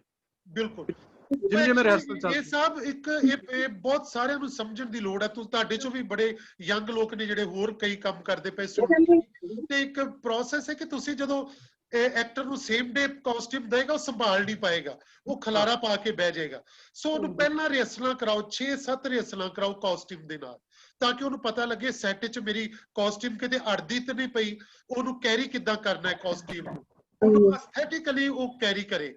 ਕਿ ਉਹ ਇਹ ਨਾ ਕਿ ਉਹ ਐਵੇਂ ਝੁੰਬ ਜਿਹਾ ਮਾਰ ਲੈ ਏਦਾਂ ਕਰਕੇ ਇੱਧਰ ਉੱਧਰ ਸੁੱਟ ਲੈ। ਨਹੀਂ, ਇੱਕ ਦਿਨ ਮੈਂ ਗੱਲਾਂ ਕਰਦੇ ਹੋਏ ਕਿਸੇ ਦੇ ਨਾਲ ਗੱਲ ਕਰ ਰਿਹਾ ਕਿ ਐਕਟਰ ਦਾ ਜਿਹੜਾ ਕਾਸਟਿਊਮ ਡਰਾਮਾ ਹੁੰਦਾ ਹੈ, ਕਾਸਟਿਊਮ ਵੀ ਐਕਟਿੰਗ ਕਰਦਾ ਹੈ, ਕਾਸਟਿਊਮ ਦੇ ਤੁਹਾਡੀ ਜਿਹੜੀ ਜੁਐਲਰੀ ਹੁੰਦੀ ਉਹਦੇ ਵਿੱਚ ਵੀ ਐਕਟਿੰਗ ਹੁੰਦੀ ਹੈ। ਸੋ ਇਹ ਸਾਰੀਆਂ ਚੀਜ਼ਾਂ ਪਾਰਟ ਆਫ ਜਿਹੜਾ ਅਦਾਕਾਰੀ, ਪਾਰਟ ਆਫ ਤੁਹਾਡੇ ਐਕਟਰ ਵਾਸਤੇ ਉਹ ਬੜੀਆਂ ਜ਼ਰੂਰੀ ਹੁੰਦੀਆਂ। ਮੈਂ ਤਾਂ ਪਹਿਲੇ ਉਹ ਡਿਜ਼ਾਈਨ ਕਰ ਦੇਣਾ ਕਿਉਂਕਿ ਮੇਰਾ ਜਿਹੜਾ ਨਾਟਕ ਹੁੰਦਾ ਉਹ ਮੈਂ ਸ਼ੋਅ ਸਕ੍ਰਿਪਟ ਜਿਹੜੀ ਆ ਉਹਦੇ ਨਾਲ ਮੇਰੀ ਇੱਕ ਸਕ੍ਰਿਪਟ ਹੋਰ ਬਣਦੀ ਹੈ ਜਿਹਦੇ ਉੱਤੇ ਮੈਂ ਲੀਕਾਂ ਵਾਹ ਰਿਹਾ ਹੁੰਦਾ ਵਾਂ ਡਿਜ਼ਾਈਨ ਦੀਆਂ, ਵੀ ਕਿਹੜਾ ਐਕਟਰ ਕਿੱਧਰ ਨੂੰ ਜਾਏਗਾ ਆਏਗਾ ਔਰ ਉਹਦਾ ਕੀ ਕਾਸਟਿਊਮ ਹੋਏਗਾ। ਕਾਸਟਿਊਮ ਵੀ ਪੂਰੀ ਮੈਂ ਸਕੈਚਿੰਗ ਕੀਤੀ ਹੁੰਦੀ ਉਹਦੇ ਵਿੱਚ, ਵੀ ਕੁਝ ਏਦਾਂ ਦਾ ਹੋਏਗਾ, ਇਹ ਮਟੀਰੀਅਲ ਹੋਏਗਾ, ਏਦਾਂ ਦਾ ਉਹਦਾ ਟੈਕਸਚਰ ਹੋਏਗਾ। ਉਹ ਸਾਰਾ ਯਾਨੀ ਕਿ ਉਹਦੇ ਵਿੱਚ ਨਾਲ ਮੈਂ ਸੈੱਟ ਦੇ ਉੱਤੇ ਖਿਲਾਰ ਕੇ ਉਹ ਫਿਗਰਸ ਨੂੰ ਉਦਾਂ ਮੈਂ ਡਿਜ਼ਾਈਨ ਕਰਦਾ। ਉਹ ਮੇਰੇ ਕੋਲ ਕਾਪੀਆਂ ਬਹੁਤ ਸਾਰੀਆਂ ਸਾਂਭੀਆਂ ਪਈਆਂ, ਯਾਨੀ ਕਿ ਉਹ ਵੀ ਆਪਣੇ ਆਪ ਚ ਇੱਕ ਕਹਿ ਲਓ ਕਿ ਹਿਸਟਰੀ ਦਾ ਪਾਰਟ ਹੈ, ਮੇਰੇ ਕੰਮ ਦਾ ਜਿਹੜਾ ਪ੍ਰੋਸੈਸ ਦਾ ਹਿੱਸਾ ਹੈ ਕਿ ਉਹ ਮੈਂ ਕਿੱਦਾਂ ਪਹਿਲੇ ਤੋਂ ਹੀ ਸਕ੍ਰਿਪਟ ਦੇਣ ਤੋਂ ਪਹਿਲੇ ਮੈਂ ਉਹਨਾਂ ਚੀਜ਼ਾਂ ਨੂੰ ਉਦਾਂ ਡਿਜ਼ਾਈਨ ਕਰ ਲੈਣਾ। ਸੋ ਇਸ ਕਰਕੇ ਤਾਂ ਕਿ ਐਕਟਰ ਨੂੰ ਬਾਅਦ ਵਿੱਚ ਕੋਈ ਤਕਲੀਫ ਨਾ ਹੋਵੇ ਕਾਸਟਿਊਮ ਕੈਰੀ ਕਰਨ ਦੇ ਵਿੱਚ ਜਾਂ ਪ੍ਰੋਪਰਟੀ ਕੈਰੀ ਕਰਨ ਦੇ ਵਿੱਚ ਕੋਈ ਦਿੱਕਤ ਨਾ ਆਵੇ। ਸੋ ਉਹ ਇਸ ਲਈ ਮੈਂ ਉਹ ਪਹਿਲੇ ਮੇਰੇ ਖਿਆਲ ਐਕਟਰ ਨੂੰ ਵੈਸੇ ਵੀ ਜਦੋਂ ਸੈੱਟ ਜਦੋਂ ਸਟੇਜ ਤੇ ਐਕਟਰ ਜਾਂਦਾ ਉਹਨੂੰ ਉਪਰੀਆਂ ਨਹੀਂ ਲੱਗਦੀਆਂ ਪਰ ਚੀਜ਼ਾਂ, ਫਿਰ ਉਹਨੂੰ ਉਹ ਆਪਣੀਆਂ ਲੱਗਦੀਆਂ, ਪਹਿਲੀ ਉਹਦਾ ਰਿਸ਼ਤਾ ਜਿਹਾ ਕਾਇਮ ਹੋ ਜਾਂਦਾ ਉਹਨਾਂ ਦੇ ਨਾਲ। ਮੈਨੂੰ ਯਾਦ ਹੈ ਭਾਜੀ ਨਾਲ ਬੜਾ ਇੱਕ ਦਿਲਚਸਪ ਤਜਰਬਾ ਹੋਇਆ ਸੀ ਜਦੋਂ ਨੋਰਾ ਨਾਟਕ ਕੀਤਾ, ਕਿਉਂਕਿ ਨੋਰਾ 'ਚ ਬਹੁਤ ਸਾਰੇ ਚੇਂਜਸ ਸੀਗੇ, ਬਹੁਤ ਚੇਂਜਸ ਸੀ, 10-11 ਕੈਰੈਕਟਰ ਸੀਗੇ ਸਾਰੇ, ਤੇ ਭਾਜੀ ਮੈਨੂੰ ਡੇਲੀ ਇੱਕ ਕੈਰੈਕਟਰ ਦੀ ਕਾਸਟਿਊਮ ਜਾਂ ਇੱਕ ਦੀ ਜਾਂ ਦੋ ਦੀ ਲਿਆ ਕੇ ਫੜਾਈ ਜਾਂਦੇ ਕਿ ਸਾਹਿਬ ਆ ਤੇਰੀ ਇਹਦੇ 'ਚ ਆ ਗਾਊਨ ਪਾਣਾ, ਇਹਦੇ 'ਚ ਤੂੰ ਆ ਕੋਟ ਪਾਣਾ, ਇਹਦੇ 'ਚ ਤੂੰ ਆ ਟਾਈ ਲਾਣੀ, ਇਹਦੇ 'ਚ ਤੂੰ ਆ ਹੈਟ ਲੈਣਾ, ਤਾਂ ਲਿਆ ਕੇ ਫੜਾਉਂਦੇ ਰਹੇ ਤੇ ਮੈਂ ਉਹ ਡੇਲੀ ਟਰਾਈ ਕਰਦਾ ਰਿਹਾ। ਤੇ ਜਿਹੜਾ ਮੇਰਾ ਮੇਜਰ ਕਰੈਕਟਰ ਸੀ ਬਲਵੰਤ ਗਾਰਗੀ ਦਾ ਸੀ, ਉਹਦੇ 'ਚ ਮੈਂ ਪੈਂਟ ਹੀ ਪਾਣੀ ਸੀ ਤੇ ਸ਼ਰਟ ਪਾਣੀ ਸੀ, ਤੇ ਭਾਈ ਨੇ ਲਿਆ ਕੇ ਦਿੱਤੀ ਕਿ ਆਹ ਸ਼ਰਟ ਹੈ ਜਿਹੜੀ ਤੂੰ ਗਾਰਗੀ ਦੇ ਕਰੈਕਟਰ 'ਚ ਪਾਣੀ ਹੈ। ਮੈਂ ਉਹ ਡੇਲੀ ਸਾਈਡ ਤੇ ਰੱਖ ਦੇਣੀ, 2-3 ਦਿਨ ਮੈਂ ਸਾਈਡ ਤੇ ਰੱਖੀ, ਚੌਥੇ ਦਿਨ ਭਾਜੀ ਮੈਨੂੰ ਕਹਿੰਦੇ ਉਹ ਸ਼ਰਟ ਕਿਉਂ ਨਹੀਂ ਪਾ ਰਿਹਾ ਤੂੰ ਰਿਹਰਸਲ ਦੇ ਵਿੱਚ? ਮੈਂ ਕਿਹਾ ਭਾਈ ਉਹ ਤਾਂ ਸ਼ਰਟ ਹੀ ਹੈ, ਜਿੱਦਾਂ ਮੈਂ ਆਮ ਸ਼ਰਟਸ ਪਾਣਾ, ਜਿਹੜੀ ਬਾਕੀ ਚੀਜ਼ਾਂ ਡਿਫਰੈਂਟ ਹੈ ਉਹ ਤਾਂ ਮੈਂ ਡੇਲੀ ਟਰਾਈ ਕਰ ਹੀ ਰਿਹਾ। ਭਾਜੀ ਮੈਨੂੰ ਜਿਵੇਂ ਝਿੜਕ ਜਾਂਦਾ, ਮਾਮਾ ਉਹ ਜਿਹੜੀ ਉਹ ਸ਼ਰਟ ਪਾਣੀ ਹੈ ਉਹਦਾ ਬਟਨ ਫਸ ਗਿਆ ਜੇ ਫੇਰ ਤੇਰੇ ਸ਼ੋਅ ਵਾਲੇ ਦਿਨ ਉਹ ਪਾ, ਕੱਲ ਤੋਂ ਡੇਲੀ ਜਦੋਂ ਮੈਂ ਰਿਹਰਸਲ ਤੇ ਆਵਾਂ ਸਭ ਤੋਂ ਪਹਿਲਾਂ ਉਹ ਸ਼ਰਟ ਪਈ ਹੋਈ ਹੋਣੀ ਚਾਹੀਦੀ ਆ, ਬਾਕੀ ਬਾਅਦ ਚੀਜ਼ਾਂ ਕਰਨ। ਹੋ ਸਕਦਾ ਤੇਰੀ ਸ਼ਰਟ ਦੇ ਉੱਤੋਂ ਕਿਸੇ ਦੇ ਉਸ ਸ਼ਰਟ ਦੇ ਉੱਤੇ ਕੋਟ ਨਾ ਫਸੇ, ਕੋਈ ਹੋ ਸਕਦਾ ਉਸ ਸ਼ਰਟ ਦੇ ਉੱਤੇ ਟਾਈ ਨਾ ਲੱਗੇ ਜਾਂ ਕੋਈ ਚੀਜ਼ ਨਾ ਲੱਗੇ। ਫਿਰ ਮੈਨੂੰ ਲੱਗਾ ਨਹੀਂ ਸੱਚੀ ਮੁੱਚੀ ਇਹ ਡਿਟੇਲਿੰਗ ਜਿਹੜੀ ਹੈਗੀ ਆ ਇਹ ਪਰਫੈਕਟ ਹੈ, ਸੋ ਐਕਟਰ ਲਈ ਹੈਲਪਫੁਲ ਹੈ। ਇਦਾਂ ਦੀਆਂ ਬਹੁਤ ਸਾਰੀਆਂ ਗੱਲਾਂ ਐਕਟਰਸ ਕੋਲ ਹੋਣਗੀਆਂ ਤੁਹਾਡੇ ਨਾਲ ਜੁੜੀਆਂ ਹੋਈਆਂ। ਹਾਂ ਜਦੋਂ ਅਸੀਂ ਕਿਉਂ ਕਰ ਰਹੇ ਸੀ ਭਾਜੀ, ਤੇ ਉਦੋਂ ਇੱਕ ਤੋਂ ਬਾਅਦ ਇੱਕ ਤਾਂ ਪੂਰੀ ਹੀ ਕਾਸਟਿਊਮ ਜਿਹੜੀ ਸੀ ਦੁਲਹਨ ਵਾਲੀ ਸੀਗੀ, ਫਸਟ ਜਿਹੜਾ ਸੀਨ ਸੀ ਆਂਦਾ, ਉਸ ਤੋਂ ਬਾਅਦ ਇੱਕਦਮ ਕਾਸਟਿਊਮ ਚੇਂਜ ਸੀਗੀ। ਮੈਨੂੰ ਯਾਦ ਆ ਕਿ ਤੁਸੀਂ ਰਿਹਰਸਲ ਦੇ ਦੌਰਾਨ ਵੀ ਮੇਰੇ ਕੋਲੋਂ ਸਾਰੀ ਕਾਸਟਿਊਮ ਕਿੰਨਾ ਟਾਈਮ ਲੱਗੇਗਾ ਚੇਂਜ ਕਰਨ ਵਿੱਚ, ਸਾਰੀ ਕਾਸਟਿਊਮ ਸਾਰਾ ਕੁਝ ਗੈਟਅਪ ਉਹ ਪੂਰੀ ਟਾਈਮਿੰਗ ਦੇ ਨਾਲ ਤੁਸੀਂ ਹਰ ਵਾਰੀ ਰਿਹਰਸਲ ਦੇ ਵਿੱਚ ਵੀ ਮੇਰੇ ਕੋਲ ਉਹ ਕਰਵਾਉਂਦੇ ਸੀਗੇ। ਉਹ ਬਹੁਤ ਜ਼ਰੂਰੀ ਹੁੰਦਾ ਕਿ ਪਹਿਲਾਂ ਚੰਬੇ ਵਾਲੀ ਕਾਸਟਿਊਮ, ਫਿਰ ਲੂਣਾ ਦੀ ਵਿਆਹ ਵਾਲੀ ਕਾਸਟਿਊਮ, ਫਿਰ ਉਹਦੀ ਉਹ ਬਲੈਕ ਕਾਸਟਿਊਮ, ਫਿਰ ਐਂਡ ਵਾਲੀ ਕਾਸਟਿਊਮ ਵੱਖੋ ਵੱਖਰੀਆਂ ਸੀਗੀਆਂ ਸਾਰੀਆਂ, ਤੇ ਹਰ ਇੱਕ ਲਈ ਫੁਲਕਾਰੀ, ਵੱਡੀਆਂ ਵੱਡੀਆਂ ਚੱਦਰਾਂ, ਵੱਡੇ ਵੱਡੇ ਦੁਪੱਟੇ। ਸੋ ਕਿੱਦਾਂ ਕੈਰੀ ਕਰਨਾ ਇਹ ਬਹੁਤ ਜ਼ਰੂਰੀ ਹੁੰਦਾ ਕਿ ਤੁਸੀਂ ਬਹੁਤ ਸੋਹਣੇ ਤਰੀਕੇ ਨਾਲ ਜਦੋਂ, ਕਿਉਂਕਿ ਕਈ ਵਾਰੀ ਐਕਟਰ ਹੁੰਦਾ ਨਾ ਜਦੋਂ ਸਟੇਜ ਤੇ ਜਾ ਕੇ ਗੁੱਛੂ ਮੁੱਛੂ ਕਰਦਾ ਕਿਸੇ ਕੱਪੜੇ ਨੂੰ, ਐਵੇਂ ਹੀ ਕਿੱਦਾਂ ਕਰ ਲੈਂਦਾ, ਉਦੋਂ ਆਡੀਅנס ਵੀ ਗੁੱਛੂ ਮੁੱਛੂ ਹੋ ਜਾਂਦੀ ਹੈ, ਆਡੀਅנס ਦੇ ਅੰਦਰ ਕੁਝ ਹੋਰ ਤਰ੍ਹਾਂ ਹੋ ਜਾਂਦਾ, ਐਵੇਂ ਟੁੱਟ ਭੱਜ ਵੀ ਇਹ ਕੀ ਕਰ ਰਿਹਾ ਵਾ, ਅਜੀਬ ਜਿਹਾ ਉਹਦਾ ਮੂੰਹ ਹੋ ਜਾਂਦਾ ਕੀ ਕਰਨ ਡਿਆ। ਪਰ ਜਿੰਨਾ ਸੋਹਣਾ ਉਹ ਕੈਰੀ ਕਰੇਗਾ ਆਡੀਅנס ਉਹਨਾਂ ਸੋਹਣਾ ਰਿਸੀਵ ਕਰੇਗੀ ਉਸ ਕਰੈਕਟਰ ਨੂੰ। ਇਹ ਬਹੁਤ ਜ਼ਰੂਰੀ ਹੁੰਦਾ। ਬਹੁਤ ਸੋਹਣੀਆਂ ਭਾਜੀ ਐਕਸਪੀਰੀਅੰਸ ਜਿਹੜਾ ਅਸੀਂ ਤੁਹਾਡੇ ਨਾਟਕਾਂ ਦੇ ਵਿੱਚ ਜਿਹੜਾ ਇਹ ਐਕਸਪੀਰੀਅੰਸ ਕੀਤਾ ਸੀ ਕਾਸਟਿਊਮ ਚੇਂਜਿੰਗ ਦਾ, ਉਹ ਮੇਰੇ ਬਹੁਤ ਕੰਮ ਆਇਆ। ਜਿਹੜਾ ਮੈਂ ਹੁਣ ਮਾਰਚ ਦੇ ਵਿੱਚ ਇੱਥੇ ਲੇਟੈਸਟ ਆਪਣਾ ਪਲੇ ਕੀਤਾ ਸੀ ਫਰੰਗੀਆਂ ਦੀ ਨੂੰਹ, ਉਹਦੇ ਹਰ ਸੀਨ ਤੋਂ ਬਾਅਦ ਮੇਰੀ ਕਾਸਟਿਊਮ ਚੇਂਜ ਸੀਗੀ। ਮਤਲਬ 7 ਸੀਨ ਸੀਗੇ ਤੇ 7 ਸੀਨਾਂ ਦੇ ਵਿੱਚ ਹਰ ਸੀਨ ਤੋਂ ਬਾਅਦ ਮੇਰੀ ਕਾਸਟਿਊਮ ਚੇਂਜ ਸੀਗੀ, ਤੇ ਉਹਦੇ ਵਿੱਚ ਸਿਰਫ ਮੇਰੇ ਕੋਲ 1 ਮਿੰਟ ਦਾ ਸਮਾਂ ਹੁੰਦਾ ਸੀਗਾ ਜਿੰਨੀ ਦੇਰ ਸੂਤਰਧਾਰ ਆ ਕੇ ਬੋਲਦਾ ਸੀ ਜਾਂ ਕੋਈ ਗਾਣਾ ਸੀਗਾ, ਤੇ ਮੈਂ ਆਪਣੇ 1-2 ਬੰਦੇ ਪਿੱਛੇ ਤਿਆਰ ਕੀਤੀਆਂ ਹੋਈਆਂ ਜਿਹੜੀਆਂ ਮੈਂ ਭੱਜ ਕੇ ਜਾਂਦੀ ਸੀ ਕਾਸਟਿਊਮ ਚੇਂਜ ਕਰਕੇ, ਫਿਰ ਮੈਂ ਆਉਂਦੀ ਸੀਗੀ। ਸੋ ਇਹ ਉਹ ਹੀ ਐਕਸਪੀਰੀਅੰਸ ਜਿਹੜਾ ਤੁਹਾਡੇ ਕੋਲੋਂ ਹਾਸਿਲ ਕੀਤਾ ਹੋਇਆ ਸੀ ਨਾ, ਉਹ ਹੀ ਮੇਰਾ ਇੱਥੇ ਕੰਮ ਆਇਆ। ਬਿਲਕੁਲ ਬਿਲਕੁਲ। ਮੇਰੇ ਖਿਆਲ ਬਿੰਦੂ ਵੀ ਸਾਡੇ ਨਾਲ ਜੁੜੀ ਸੀ ਹੁਣੇ ਥਾਈਲੈਂਡ ਤੋਂ। ਥਾਈਲੈਂਡ ਤੋਂ ਕਿੱਥੋਂ ਆ ਕੁੜੀ? ਬੈਂਕਾਕ ਤੋਂ ਮੈਨੂੰ ਨਜ਼ਰ ਆਈ ਸੀ ਹੁਣੇ, ਕਿਧਰੇ ਇੱਧਰ ਉੱਧਰ ਹੋ ਗਈ ਹੈ। ਚਲੋ ਜਿੰਨਾ ਚੱਕ ਭਾਜੀ ਨਜ਼ਰ ਆਉਂਦੀ ਮੈਂ ਉਹਨਾਂ ਚੱਕ ਥੋੜਾ ਜਿਹਾ ਮੈਂ ਕੁਝ ਕਹਿਣਾ ਚਾਹੁੰਦਾ ਕਿ 30 ਸਾਲ ਹੋ ਗਏ ਸਾਡੇ ਮੰਚ ਰੰਗਮੰਚ ਨੂੰ, ਤੇ ਜਿੱਦਾਂ ਤੁਹਾਨੂੰ ਇੱਕ ਪਲ ਯਾਦ ਹੈ, ਕੁਛ ਉਹਦੇ ਚ ਥੋੜੇ ਬਹੁਤੇ ਭਾਵੇਂ ਘੱਟ ਹੋਣ, ਬਾਕੀ ਇੱਕ ਪਲ ਮੈਨੂੰ ਵੀ ਯਾਦ ਹੈ। ਜਿੱਦਾਂ ਹਾਈ ਸਕੂਲ ਖਾਲਸਾ ਸਕੂਲ ਦੇ ਵਿੱਚ ਅਸੀਂ ਇਹਦੀ ਜਾਨੀ ਕਿ ਪਹਿਲੇ ਦਿਨ ਤੋਂ ਇਹਦੀਆਂ ਰਿਹਰਸਲਾਂ ਸ਼ੁਰੂ ਕੀਤੀਆਂ ਦਾ ਮੁੱਢ ਵਧਿਆ, ਤੇ ਜਿੱਦਾਂ ਸਾਹਿਬ ਕਹਿੰਦੇ ਨੇ ਕਿ ਉਹ ਪਿੱਛੇ ਪਰਦਾ ਲਾਇਆ ਹੁੰਦਾ ਸੀ, ਤੇ ਸਾਹਿਬ ਜੀ ਕਹਿੰਦੇ ਮੈਂ ਉੱਥੇ ਜਾ ਕੇ ਸੌਂ ਜਾਂਦਾ ਸੀ, ਪਰ ਸਾਹਿਬ ਜੀ ਨੂੰ ਭੁਲੇਖਾ ਸੀ ਇਹ ਪਰਦਾ ਕੇਵਲ ਭਾਜੀ ਨੇ ਆਪਣੇ ਸੌਣ ਵਾਸਤੇ ਲਵਾਇਆ ਸੀ, ਸ਼ਾਇਦ ਸਾਹਿਬ ਹੁਣਾਂ ਨੂੰ ਨਹੀਂ ਯਾਦ। ਇਹ 10 ਮਿੰਟ ਕੀ ਕਿੰਨੇ, ਇਹ ਇੰਦਰਾ ਗਾਂਧੀ ਵਾਂਗੂ 2 ਮਿੰਟ ਅੱਖਾਂ ਮੀਟ ਕੇ ਤੇ 2 ਘੰਟਿਆਂ ਦੀ ਨੀਂਦ ਪੂਰੀ ਕਰ ਲੈਂਦੇ ਸੀ। ਸਾਹਿਬ ਜੀ ਤੁਹਾਨੂੰ ਨਹੀਂ ਪਤਾ ਇਹਨਾਂ ਦਾ, ਕੇਵਲ ਭਾਜੀ ਦਾ, ਇਹ ਸਾਨੂੰ ਪਤਾ ਹੈ। ਕਿ ਬਹੁਤ ਬਹੁਤ ਮੁਬਾਰਕਾਂ ਸਾਰਿਆਂ ਨੂੰ, ਜਿੰਨੇ ਵੀ ਮੰਚ ਰੰਗਮੰਚ ਦੇ ਅੱਜ ਤੱਕ 1000-1500 ਜਿੰਨੇ ਬੱਚੇ, ਜਿੰਨੇ ਬੂਟੇ ਕੇਵਲ ਧਾਲੀਵਾਲ ਨੇ ਤਿਆਰ ਕੀਤੇ ਨੇ। ਕੇਵਲ ਧਾਲੀਵਾਲ ਹੀ ਹੈ, ਕੋਈ ਨਹੀਂ ਬਣ ਸਕਣਾ। ਕਿ ਜਿੰਨਾ ਜ਼ਿੰਦਗੀ ਦੇ ਵਿੱਚ ਮਾਂ ਪਿਓ ਨੇ ਜੰਮ ਦਿੱਤਾ, ਤੇ ਜਿੰਨੀਆਂ ਜ਼ਿੰਦਗੀ ਦੇ ਸਫ਼ਰ ਤੇ ਚੱਲਦਿਆਂ ਜੋ ਜ਼ਿੰਦਗੀ ਦੇ ਵਿੱਚ ਚਾਹੀਦਾ ਹੈ, ਨਹੀਂ ਚਾਹੀਦਾ, ਉਹ ਜ਼ਿੰਦਗੀ ਜਾਤ ਜਿਹੜੀ ਆ ਉਹ ਕੇਵਲ ਧਾਲੀਵਾਲ ਜੀ ਨੇ ਸਿਖਾਈ ਹੈ। ਸਾਰਿਆਂ ਨੂੰ ਇਸ ਦਿਨ ਤੇ ਮੁਬਾਰਕਾਂ। ਭਾਜੀ ਫਟਾਫਟ ਮੈਂ ਨਾ 2 ਲਾਈਨਾਂ ਹੁਣੇ ਲਿਖੀਆਂ ਵਾ ਤੇ ਮੇਰਾ ਜੀ ਕਰਦਾ ਸੁਰਜੀਤ ਵਾਂਗੂ ਮੈਂ ਵੀ ਬੋਲ ਹੀ ਦਵਾਂ, ਕਿਤੇ ਰਹਿ ਹੀ ਨਾ ਜਾਣ। ਬੋਲਦੇ ਤੂੰ ਵੀ ਬੋਲਦੇ। ਹਾਂ ਸਾਰੇ ਜਣੇ ਸੁਣੋ। ਹਾਂ। ਨੀ ਰਲ ਮਿਲ ਕੇ ਦੋ ਵਧਾਈਆਂ, ਮੇਰੀ ਅੱਜ ਖੁਸ਼ੀ ਦਾ ਅੰਤ ਨਾ ਕੋਈ, ਮੈਂ ਸੰਸਥਾ ਮੰਚ ਰੰਗਮੰਚ ਦੀ ਨੀ ਅੜੀਓ ਮੈਂ 30 ਸਾਲਾਂ ਦੀ ਹੋਈ। ਰਲ ਮਿਲ ਮੈਨੂੰ ਦੋ ਵਧਾਈਆਂ, ਅੱਜ ਮੇਰੀ ਖੁਸ਼ੀ ਦਾ ਅੰਤ ਨਾ ਕੋਈ, ਮੈਂ ਸੰਸਥਾ ਮੰਚ ਰੰਗਮੰਚ ਦੀ ਨੀ ਅੜੀਓ ਮੈਂ 30 ਸਾਲਾਂ ਦੀ ਹੋਈ। ਜਨਮ ਜੋ ਮੇਰਾ 1991 ਚ, ਕੇਵਲ ਧਾਲੀਵਾਲ ਜੋ ਬਣਿਆ ਬਾਨੀ, 8-10 ਸਾਥੀ ਲੈ ਕੇ ਚੱਲ ਪਿਆ, ਤੁਰ ਪਈ ਫਿਰ ਕਹਾਣੀ। ਜਨਮ ਜੋ ਮੇਰਾ 91 ਚ ਹੋਇਆ, ਕੇਵਲ ਧਾਲੀਵਾਲ ਸੀ ਉਸਦਾ ਬਾਨੀ, 8-10 ਸਾਥੀ ਲੈ ਕੇ ਚੱਲਿਆ, ਤੁਰ ਪਈ ਫੇਰ ਕਹਾਣੀ। ਬਚਪਨ ਮੇਰਾ ਬੜਾ ਹੀ ਪਿਆਰਾ, ਸਭ ਹੱਸਦੇ ਨੱਚਦੇ ਗਾਉਂਦੇ, ਅੱਖਾਂ ਦੇ ਵਿੱਚ ਵੱਡੇ ਸੁਪਨੇ, ਮੈਨੂੰ ਅੰਬਰੀ ਲੈ ਉੱਡਣਾ ਚਾਹੁੰਦੇ। ਮੰਚ ਰੰਗਮੰਚ ਦਾ ਵੇਖ ਕੇ ਜਜ਼ਬਾ, ਨੀ ਕਮਲੀ ਮੈਂ ਤਾਂ ਹੋਈ, ਨੀ ਅੜੀਓ ਮੈਂ 30 ਸਾਲਾਂ ਦੀ ਹੋਈ। ਮੈਂ ਸੰਸਥਾ ਮੰਚ ਰੰਗਮੰਚ ਦੀ ਨੀ ਅੜੀਓ 30 ਸਾਲਾਂ ਦੀ ਹੋਈ।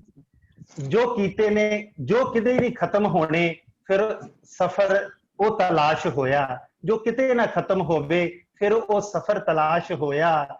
ਧਾਲੀਵਾਲ ਦੀ ਟੀਮ ਦਾ ਕਹਿੰਦੇ ਸੁਪਨਾ ਅੱਜ ਪੂਰਾ ਹੋਇਆ। ਜੋ ਪਹਿਲੀ ਪ੍ਰੋਡਕਸ਼ਨ ਮੰਚ ਰੰਗਮੰਚ ਦੀ ਗੁਰੂ ਨਾਨਕ ਭਵਨ ਚ ਹੋਈ, 3 ਮਾਵਾਂ ਦੀ ਜੋ ਕਹਾਣੀ ਸੱਜਣੋ, ਹਰ ਇੱਕ ਅੱਖ ਸੀ ਰੋਈ, ਹਰ ਇੱਕ ਅੱਖ ਸੀ ਰੋਈ, ਹਰ ਇੱਕ ਅੱਖ ਸੀ ਰੋਈ। ਰਲ ਮਿਲ ਮੈਨੂੰ ਦਿਓ ਵਧਾਈਆਂ, ਮੇਰੀ ਖੁਸ਼ੀ ਦਾ ਅੰਤ ਨਾ ਕੋਈ, ਨੀ ਮੈਂ ਸੰਸਥਾ ਮੰਚ ਰੰਗਮੰਚ ਦੀ ਅੜੀਓ ਅੱਜ ਮੈਂ 30 ਸਾਲਾਂ ਦੀ ਹੋਈ, ਮੈਂ ਅੱਜ 30 ਸਾਲਾਂ ਦੀ। ਬਹੁਤ ਅੱਛਾ, ਬਹੁਤ ਵਧੀਆ, ਬਹੁਤ ਵਧੀਆ। ਪਵਨ ਤੇ ਕਵੀ ਹੋ ਗਿਆ ਪੂਰਾ। ਬਹੁਤ ਵਧੀਆ। ਬਿੰਦੂ ਸਾਹਮਣੇ ਹੁਣ ਸਾਡੇ, ਮੇਰੇ ਖਿਆਲ ਜਿਵੇਂ ਮੈਂ ਕਿਹਾ ਨਾ, ਦੋ ਕੁੜੀਆਂ ਆਉਂਦੀਆਂ ਰਹੀਆਂ, ਬਿੰਦੂ ਤੇ ਗੁਰਮੀਤ ਵੀ ਇਹ ਦੋਨੋਂ ਸਹੇਲੀਆਂ ਸੀ, ਇਹ ਇਕੱਠੀਆਂ ਹੀ ਮੰਚ ਰੰਗਮੰਚ ਵਿੱਚ ਆਈਆਂ। ਗੁਰਮੀਤ ਤੇ ਜਿਹੜੇ ਇਲਾਕੇ 'ਚ ਰਹਿੰਦੀ ਹੈ ਉੱਥੇ ਉਹਦਾ ਨੈਟ ਨਹੀਂ ਕਦੀ ਵੀ ਮਿਲਦਾ, ਤੇ ਉਹ ਬਾਅਦ ਵਿੱਚ ਵੇਖਦੀ ਹੈ ਪ੍ਰੋਗਰਾਮ। ਉਹਨੂੰ ਮੈਂ ਵੈਸੇ ਭੇਜਿਆ ਲਿੰਕ, ਪਰ ਉਹ ਜੁਆਇਨ ਨਹੀਂ ਕੀਤਾ। ਬਿੰਦੂ ਸਤਿ ਸ਼੍ਰੀ ਅਕਾਲ ਸਾਰਿਆਂ ਨੂੰ, ਮੇਰੇ ਵੱਲੋਂ ਪਿਆਰ ਭਰੀ ਸਤਿ ਸ਼੍ਰੀ ਅਕਾਲ। ਸਤਿ ਸ਼੍ਰੀ ਅਕਾਲ ਸਾਰਿਆਂ ਨੂੰ। ਸਾਰੇ ਮੇਰੇ ਮਿੱਤਰ ਜਿਹੜੇ ਮੇਰੇ ਨਾਲ ਕੰਮ ਕਰਦੇ ਰਹੇ ਨੇ, ਕੁਝ ਵਡੇਰੇ ਵੀ ਨੇ, ਕੁਝ ਛੋਟੇ ਵੀ ਨੇ, ਪਰ ਅਸੀਂ ਇਸ ਵੇਲੇ ਸਾਰੇ ਟੀਚਰਸ ਹਾਂ। ਸਾਰਿਆਂ ਨੂੰ ਟੀਚਰਸ ਦਿਵਸ ਦੀਆਂ ਵੀ ਬਹੁਤ ਬਹੁਤ ਮੁਬਾਰਕਾਂ। ਤੇ ਆਪ ਜੀ ਨੇ ਇਸ ਉਦਮ ਨੂੰ ਅੱਗੇ ਵਧਾਇਆ, ਇਸ ਦੀ ਸ਼ਲਾਘਾ ਲਈ ਸਰ ਜੀ ਆਪ ਜੀ ਨੂੰ ਬਹੁਤ ਬਹੁਤ ਮੁਬਾਰਕਾਂ। ਆਪ ਜੀ ਨੇ ਸਾਨੂੰ ਇਨਵਾਈਟ ਕੀਤਾ ਹੈ ਇਸ ਤੇ ਦਿਸ ਇਜ਼ ਟੂ ਗੁੱਡ। ਅੱਛਾ ਲੱਗਿਆ ਆਪ ਸਭ ਨੂੰ ਮਿਲ ਕੇ, ਆਪ ਸਭ ਜੀ ਨਾਲ ਗੱਲ ਕਰਕੇ, ਤੇ ਬਹੁਤ ਅੱਛਾ, ਬਹੁਤ ਸੋਹਣਾ ਰੂਪ ਦਿੱਤਾ ਪਵਨਦੀਪ ਸਿੰਘ ਜੀ ਨੇ। ਪਵਨਦੀਪ, ਇਟਸ ਵੈਰੀ ਗੁੱਡ, ਬਹੁਤ ਅੱਛੀ ਪੋਇਮ ਜਿਹੜੀ ਕਿ ਆਪ ਜੀ ਨੂੰ ਸਮਰਪਿਤ, ਇਸ ਪੂਰੀ ਸੰਸਥਾ ਨੂੰ ਸਮਰਪਿਤ ਕਰ ਦਿੱਤੀ ਹੈ ਜੀ। ਤੇ ਮੇਰੇ ਤੋਂ ਬਹੁਤ ਜ਼ਿਆਦਾ ਸੂਝਵਾਨ ਬੈਠੇ ਹੋਏ ਬੋਲਣ ਵਾਲੇ, ਮੈਂ ਸੁਣ ਰਹੀ ਹਾਂ ਤੇ ਮੈਨੂੰ ਨਹੀਂ ਲੱਗਦਾ ਕਿ ਮੈਂ ਕੁਝ ਬੋਲ ਸਕਦੀ ਹਾਂ ਇਹਨਾਂ ਦੇ ਸਾਹਮਣੇ, ਤੇ ਆਈ ਲਾਈਕ ਲਿਸਨਿੰਗ, ਤੇ ਮੈਂ ਸੁਣ ਰਹੀ ਹਾਂ ਆਪ ਜੀ ਨੂੰ। ਆਪ ਜੀ ਨੇ ਮੌਕਾ ਦਿੱਤਾ, ਇਟਸ ਗੁੱਡ, ਅੱਛਾ ਲੱਗਿਆ ਜੀ, ਥੈਂਕ ਯੂ ਬਹੁਤ ਬਹੁਤ। ਮੈਂ ਤਾਂ ਬਿੰਦੂ ਮੌਕਾ ਦਿੱਤਾ ਹੀ, ਅਸੀਂ ਤੇਰੀ ਆਵਾਜ਼ ਸੁਣਨਾ ਚਾਹੁੰਦੇ ਸੀਗੇ। ਬਿੰਦੂ ਦੀ ਬੜੀ ਖੂਬਸੂਰਤ ਆਵਾਜ਼ ਹੈ, ਦੀ ਬੜੀ ਟੁੜਕਵੀਂ ਆਵਾਜ਼, ਜਿਹਨੂੰ ਕਹਿੰਦੇ ਨਾ ਥੀਏਟਰ ਵਿੱਚ, ਬੜੀ ਥੀਏਟ੍ਰਿਕਲ ਵੌਇਸ ਕਿਸੇ ਕੁੜੀ ਕੋਲ। ਤੇ ਜਦੋਂ ਮਹਾਪੰਡਤ ਵਿੱਚ ਵੀ ਰੋਲ ਕੀਤਾ ਬਿੰਦੂ ਨੇ, ਔਰ ਇਹਦੇ ਵਿੱਚ ਲੂਣਾ ਵਿੱਚ, ਤੇ ਲੂਣਾ ਦੀ ਸਹੇਲੀ ਸੀ, ਲੂਣਾ ਲੂਣਾ ਲੂਣਾ, ਉਹ ਸਾਨੂੰ ਕਦੀ ਨਹੀਂ ਭੁੱਲਦੀ, ਉਹ ਕਦੀ ਗੂੰਜਵੀਂ ਆਵਾਜ਼ ਸੀ ਹਮੇਸ਼ਾ। ਬੜੀ ਖੂਬਸੂਰਤ ਆਵਾਜ਼ ਬਿੰਦੂ। Thank you. ਖੂਬਸੂਰਤ ਸ਼ਬਦਾਂ ਦੇ ਲਈ ਬਹੁਤ ਬਹੁਤ ਧੰਨਵਾਦ। ਬਹੁਤ ਅੱਛਾ ਲੱਗਿਆ ਆਪ ਜੀ ਦੇ ਮੂੰਹੋਂ ਸੁਣ ਕੇ, ਤੇ ਸ਼ਾਲਾ ਇਹ ਸੰਸਥਾ ਇਸ ਤਰ੍ਹਾਂ ਹੀ ਚੱਲਦੀ ਰਹੇ, ਅਸੀਂ ਇਸ ਦੇ ਹਮੇਸ਼ਾ ਨਾਲ ਆ। ਬਿਲਕੁਲ। ਤੇ ਇਸ ਦੀ ਚੜ੍ਹਦੀ ਕਲਾ ਲਈ ਅਰਦਾਸ ਕਰਾਂਗੇ, ਤੇ ਵਾਹਿਗੁਰੂ ਸੱਚੇ ਪਾਤਸ਼ਾਹ ਆਪ ਜੀ ਨੂੰ ਵੀ ਚੜ੍ਹਦੀ ਕਲਾ ਵਿੱਚ ਰੱਖੇ। ਥੈਂਕ ਯੂ, ਜੀਂਦੇ ਰਹੋ ਸਾਰੇ। ਗੁਰਜੀਤ, ਡੋਲੀ ਤੇ ਪਵੇਲ ਵੀ ਹੈ, ਲਾਡਾ ਵੀ, ਤੁਸੀਂ ਕੁਝ ਕਹਿਣਾ ਕਿਸੇ ਨੇ? ਕੋਈ? ਹਾਂਜੀ ਭਾਜੀ। ਭਾਜੀ ਇੱਕ ਤੇ ਆਪਾਂ ਨੂੰ ਸਭ ਤੋਂ ਪਹਿਲੇ ਬਹੁਤ ਬਹੁਤ ਤੁਹਾਨੂੰ ਮੁਬਾਰਕਾਂ, ਤੁਹਾਨੂੰ ਕੀ ਸਾਨੂੰ ਹੀ ਮੁਬਾਰਕਾਂ। ਸਾਡੇ ਮੰਚ ਰੰਗਮੰਚ ਨੂੰ 30 ਸਾਲ ਹੋ ਗਏ ਆ। ਮੈਨੂੰ ਯਾਦ ਹੈ ਮੈਂ 2003 ਵਿੱਚ ਆਇਆ ਸੀਗਾ ਤੁਹਾਡੇ ਕੋਲ, 17 ਸਾਲ ਮੈਨੂੰ ਹੋ ਗਏ ਤੁਹਾਡੇ ਨਾਲ।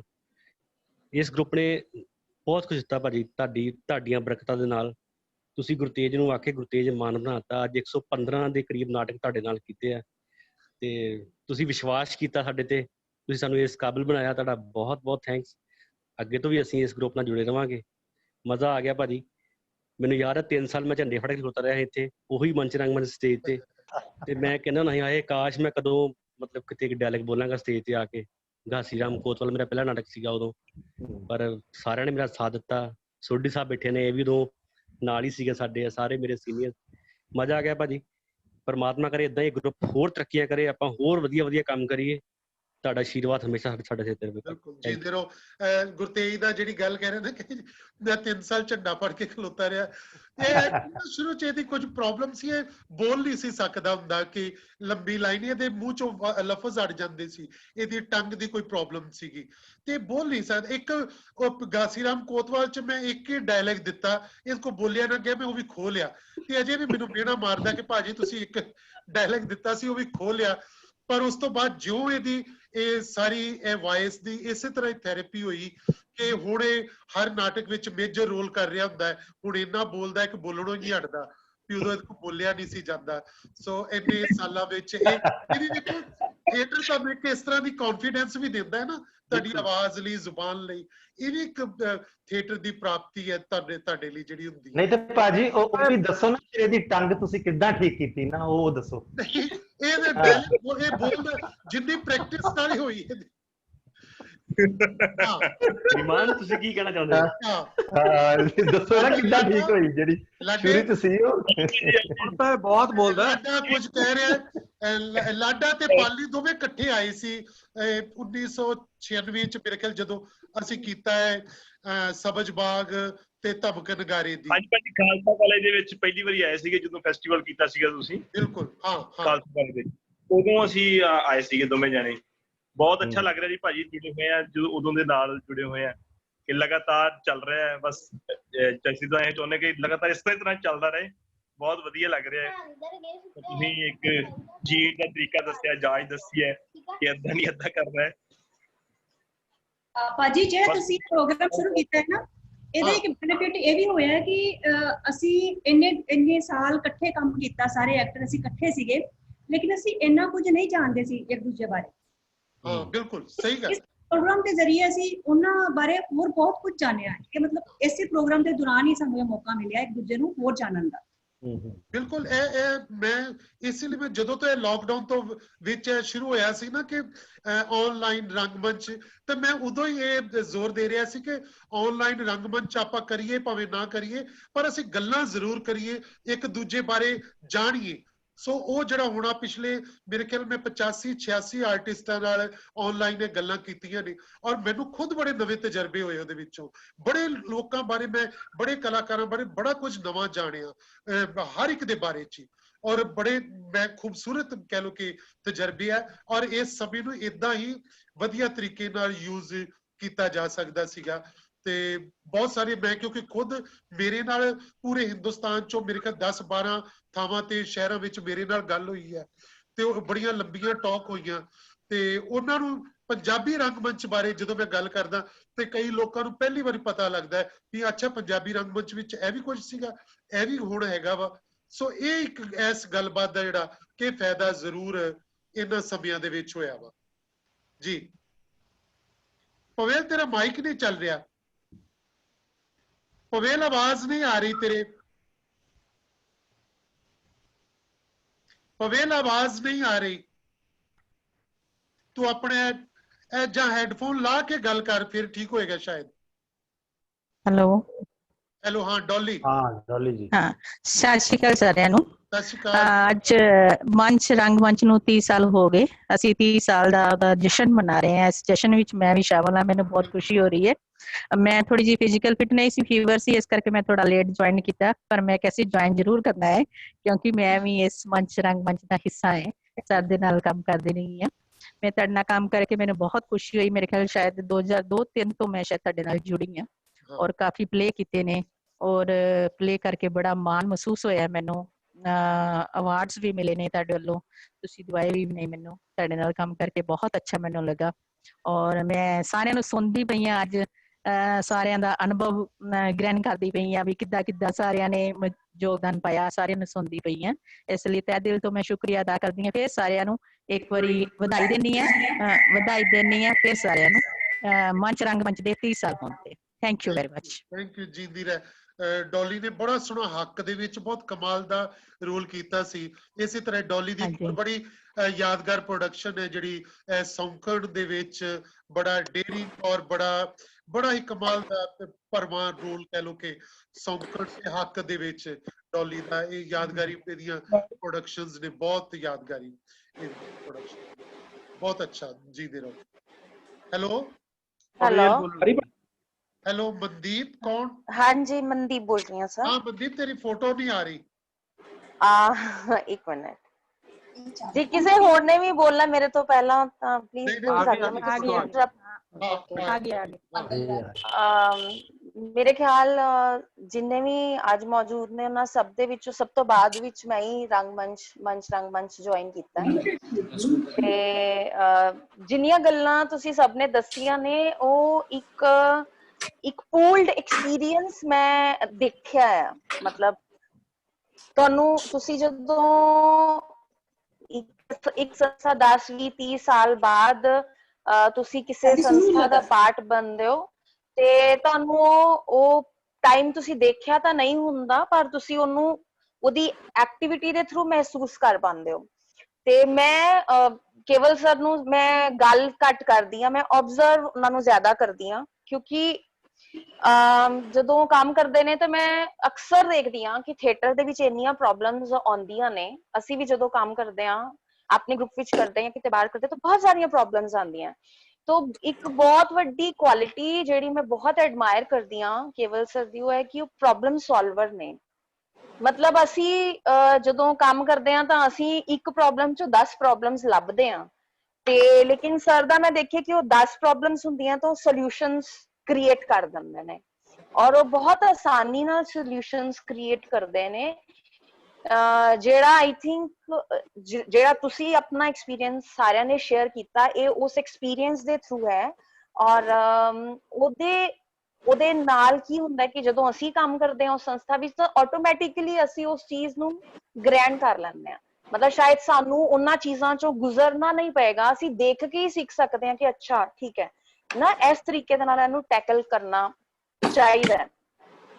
ਤੇ ਜਿਸ ਤਰ੍ਹਾਂ ਦਾ ਤੁਸੀਂ ਸਾਰਿਆਂ ਨੇ ਜਿਸ ਤਰੀਕੇ ਨਾਲ ਥੀਏਟਰ ਕੀਤਾ ਹੈ, ਅਸੀਂ ਉਸ ਲੈਵਲ ਦੀਆਂ ਮੁਸ਼ਕਿਲਾਂ ਦੇ ਵਿੱਚ ਥੀਏਟਰ ਨਹੀਂ ਕੀਤਾ। ਅਸੀਂ ਸਾਡੇ ਟਾਈਮ ਤੇ ਆ ਕੇ ਕਾਫੀ ਚੀਜ਼ਾਂ ਆਸਾਨ ਹੋ ਗਈਆਂ, ਅਵੇਲੇਬਿਲਿਟੀ ਹੋ ਗਈ, ਰਿਸੋਰਸਿਸ ਹੈਗੇ ਸੀਗੇ, ਥੀਏਟਰ ਹੈਗੇ ਸੀਗੇ, ਆਡੀਅנס ਬਣੀ ਹੋਈ ਸੀਗੀ। ਸੋ ਆਈ ਥਿੰਕ ਤੁਹਾਡਾ ਜਿਹੜਾ ਸਾਰਿਆਂ ਦਾ ਟਾਈਮ ਸੀਗਾ ਉਹ ਤੁਸੀਂ ਆਡੀਅנס ਬਣਾਉਣ ਦੇ ਵਿੱਚ ਵੀ ਲਗਾਇਆ ਹੈ ਤੇ ਉਹਦੇ ਲਈ ਆਈ ਥਿੰਕ ਸਾਰੇ ਥੀਏਟਰ ਨੂੰ ਤੁਹਾਡਾ ਥੈਂਕਫੁਲ ਹੋਣਾ ਚਾਹੀਦਾ, ਕਿਉਂਕਿ ਪੰਜਾਬ ਦੇ ਵਿੱਚ ਲੋਕਾਂ ਨੂੰ ਕਿਸੇ ਚੀਜ਼ ਦੀ ਆਦਤ ਪਾਣੀ ਬਹੁਤ ਔਖੀ ਹੈ ਜੋ ਮੈਂ ਦੇਖਿਆ, ਔਰ ਉਹਨਾਂ ਦੀ ਦਿਮਾਗ ਜਿਹੜੇ ਨੇ ਸੈੱਟ ਹੋਏ ਹੁੰਦੇ ਨੇ, ਉਹਨੂੰ ਚੇਂਜ ਕਰਨਾ ਬਹੁਤ ਔਖਾ ਹੈ। ਤੇ ਇਸ ਕੰਮ ਦੇ ਵਿੱਚ ਕੰਸਿਸਟੈਂਟਲੀ ਐਫਰਟ ਲਗਾਉਣਾ, ਮੈਂ ਸੋਚਦੀ ਹਾਂ ਕਿ 30 ਸਾਲ ਕਿਸ ਤਰੀਕੇ ਨਾਲ ਸਰ ਤੁਸੀਂ ਕਿਸ ਮੋਟੀਵੇਸ਼ਨ ਦੇ ਨਾਲ ਲੱਗੇ ਹੋਵੋਗੇ ਕਿ ਮੈਂ, ਔਰ ਸ਼ਾਇਦ 30 ਸਾਲ ਪਹਿਲੇ ਤੁਸੀਂ ਅੱਜ ਦਾ ਟਾਈਮ ਦੇਖ ਲਿਆ ਹੋਏਗਾ ਕਿ ਮੈਂ ਕ੍ਰੀਏਟ ਕਰਨਾ ਹੈ ਨਾ। तो दैट इज वाई तुसी उस चीज नू लगातार लगे रहे, क्योंकि तुसी भी देखते होवोगे कि बहुत सारे लोग तुहाडे नाल स्टार्ट कीते होणगे जेडे छड्ड चुके होणगे विच। सो मैं उस चीज नू बहुत एप्रीशिएट करदी हां, परसीवेरेंस, लगे रहना लगातार, हर प्रॉब्लम नू सॉल्व करना विदाउट टेकिंग टेंशन। तुहानू पता है कि मैं किन्नू कित्थे सॉल्व करना है, so that is really admirable.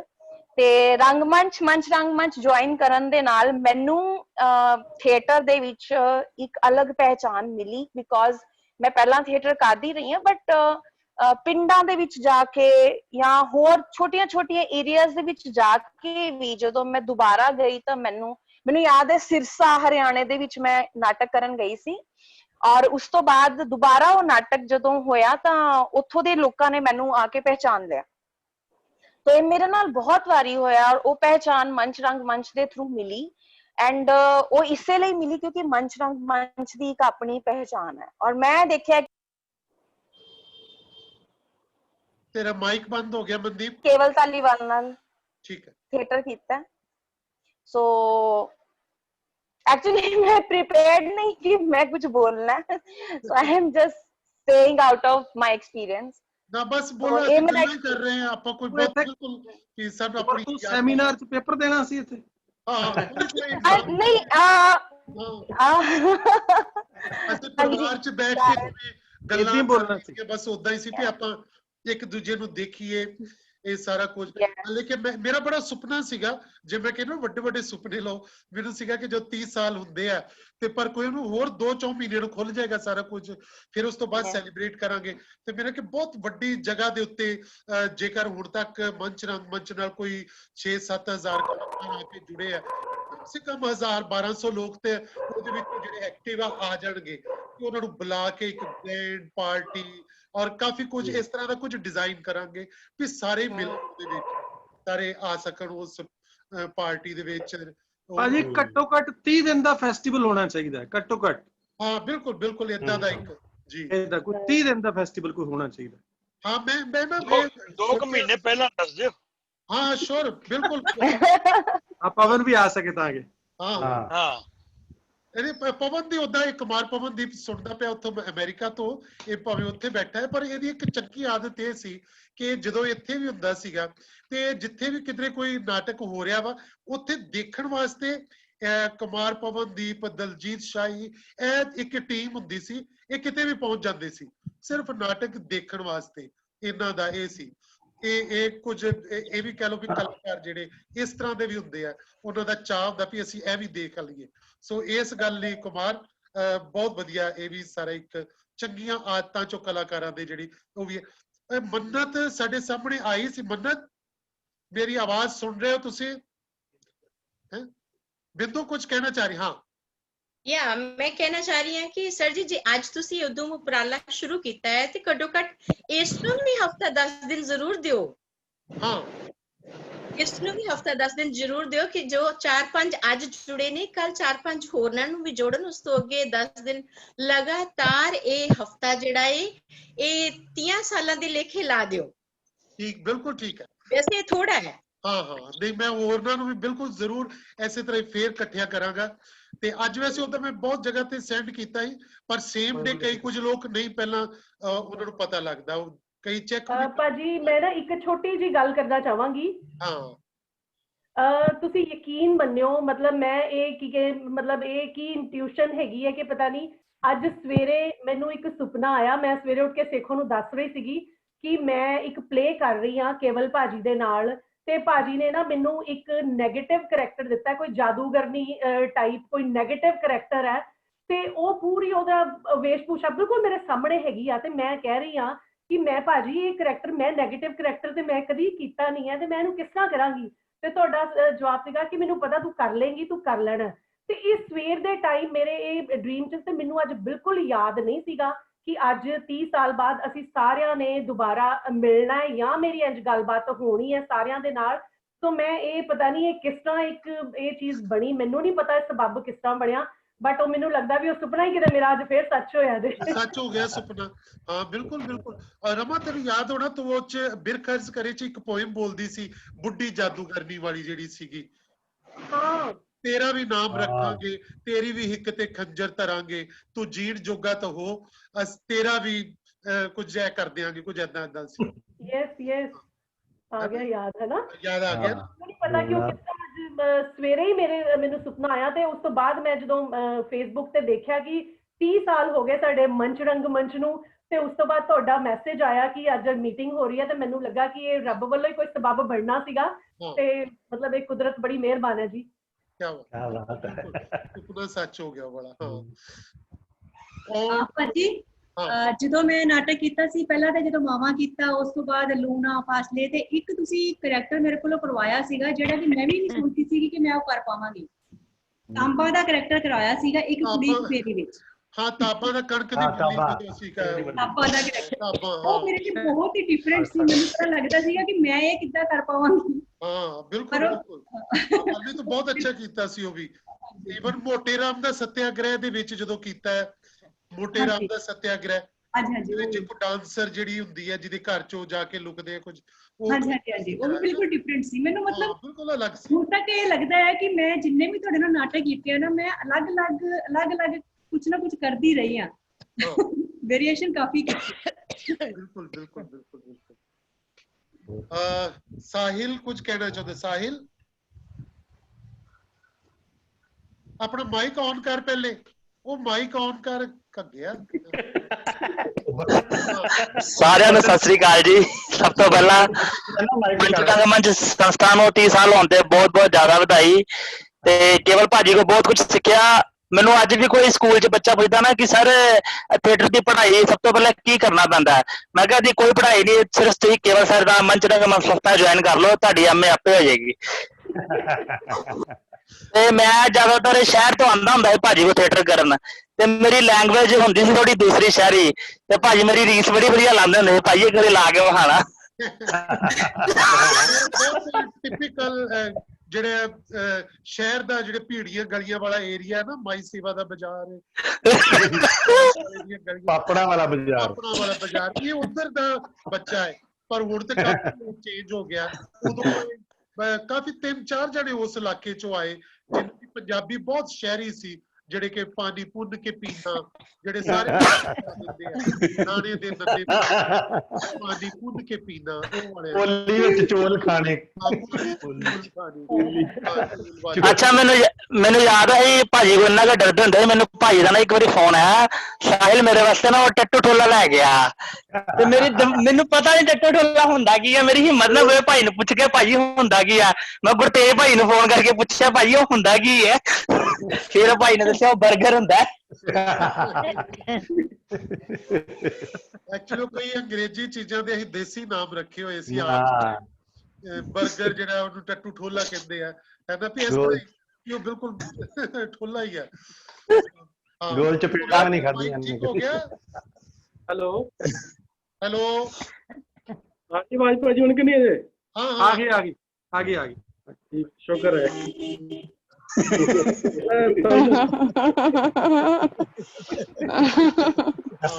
ਇਹ ਸਾਡੇ ਐਕਚੁਅਲੀ ਜਿਵੇਂ ਪਵੇਲ, ਵਿਰਕ ਜਾਂ ਪਵਨ, ਜਸ, ਇਹ ਜਿਹੜੇ ਬਹੁਤ ਪਹਿਲੇ, ਜਿਹੜੇ ਕਿ ਕੰਟੀਨਿਊਸਲੀ, ਜਿਹੜੇ ਹੁਣ ਵੀ ਸਾਡੇ ਨਾਲ ਥੀਏਟਰ ਕਰਨ ਵਾਲਿਆਂ ਚੋਂ ਵੀ ਸਾਡੇ ਨਾਟਕਾਂ ਦਾ ਅਹਿਮ ਹਿੱਸਾ, ਜਿਹੜੇ ਕਿ 92 ਤੋਂ ਬਾਅਦ ਵਾਲੇ ਜਿਹੜੇ ਭਾਜੀ ਪੈਨਸ਼ਨ ਲੱਗਣ ਵਾਲੀ ਹੈ। ਇਹਨਾਂ ਦੀ ਪੈਨਸ਼ਨ ਲੱਗਣ ਵਾਲੀ ਸੜ ਗਿਆ ਹੈ।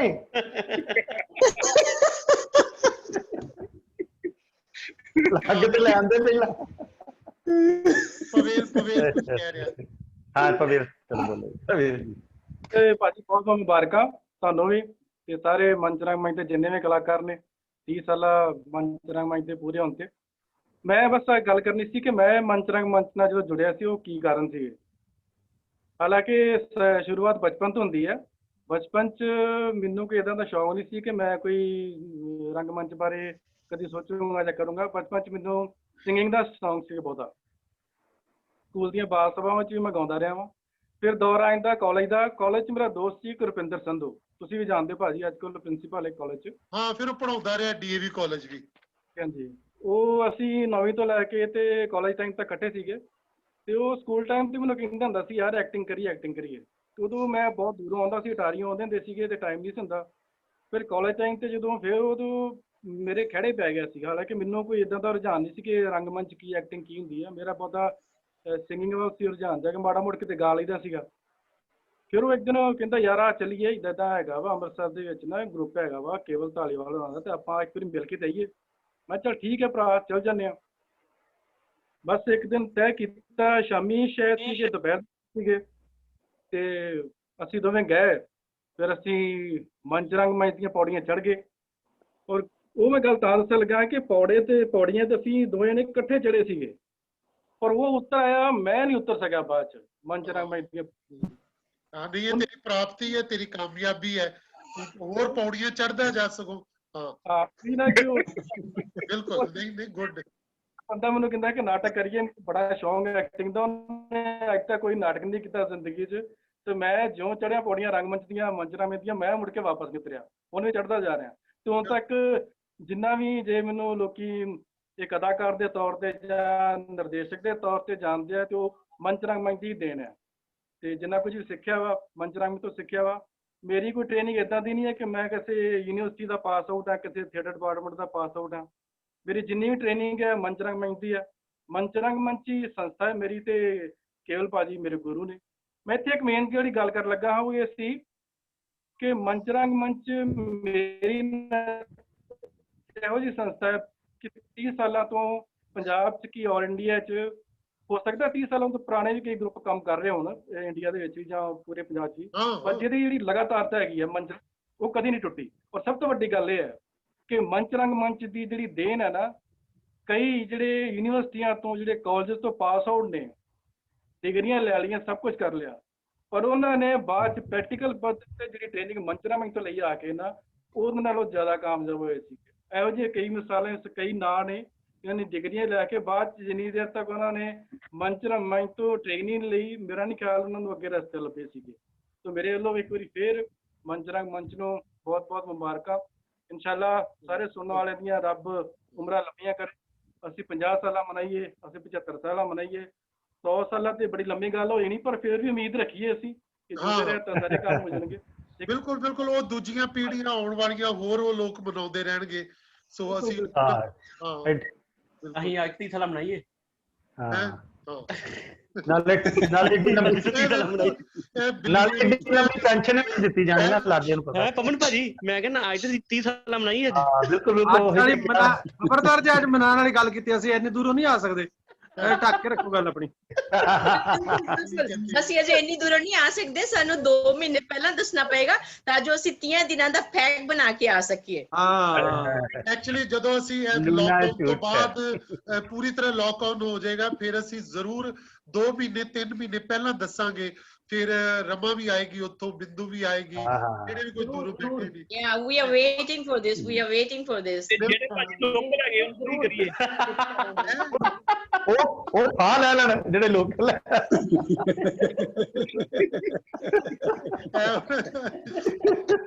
ਹੁਣ ਜਾਣ ਬੁੱਝ ਕੇ ਸੋਚਿਆ ਜਦੋਂ ਹੁਣੇ ਬੰਦ ਕਰਦੇ ਆ, ਬਾਅਦ ਚ ਗੱਲ ਕਰਿਓ।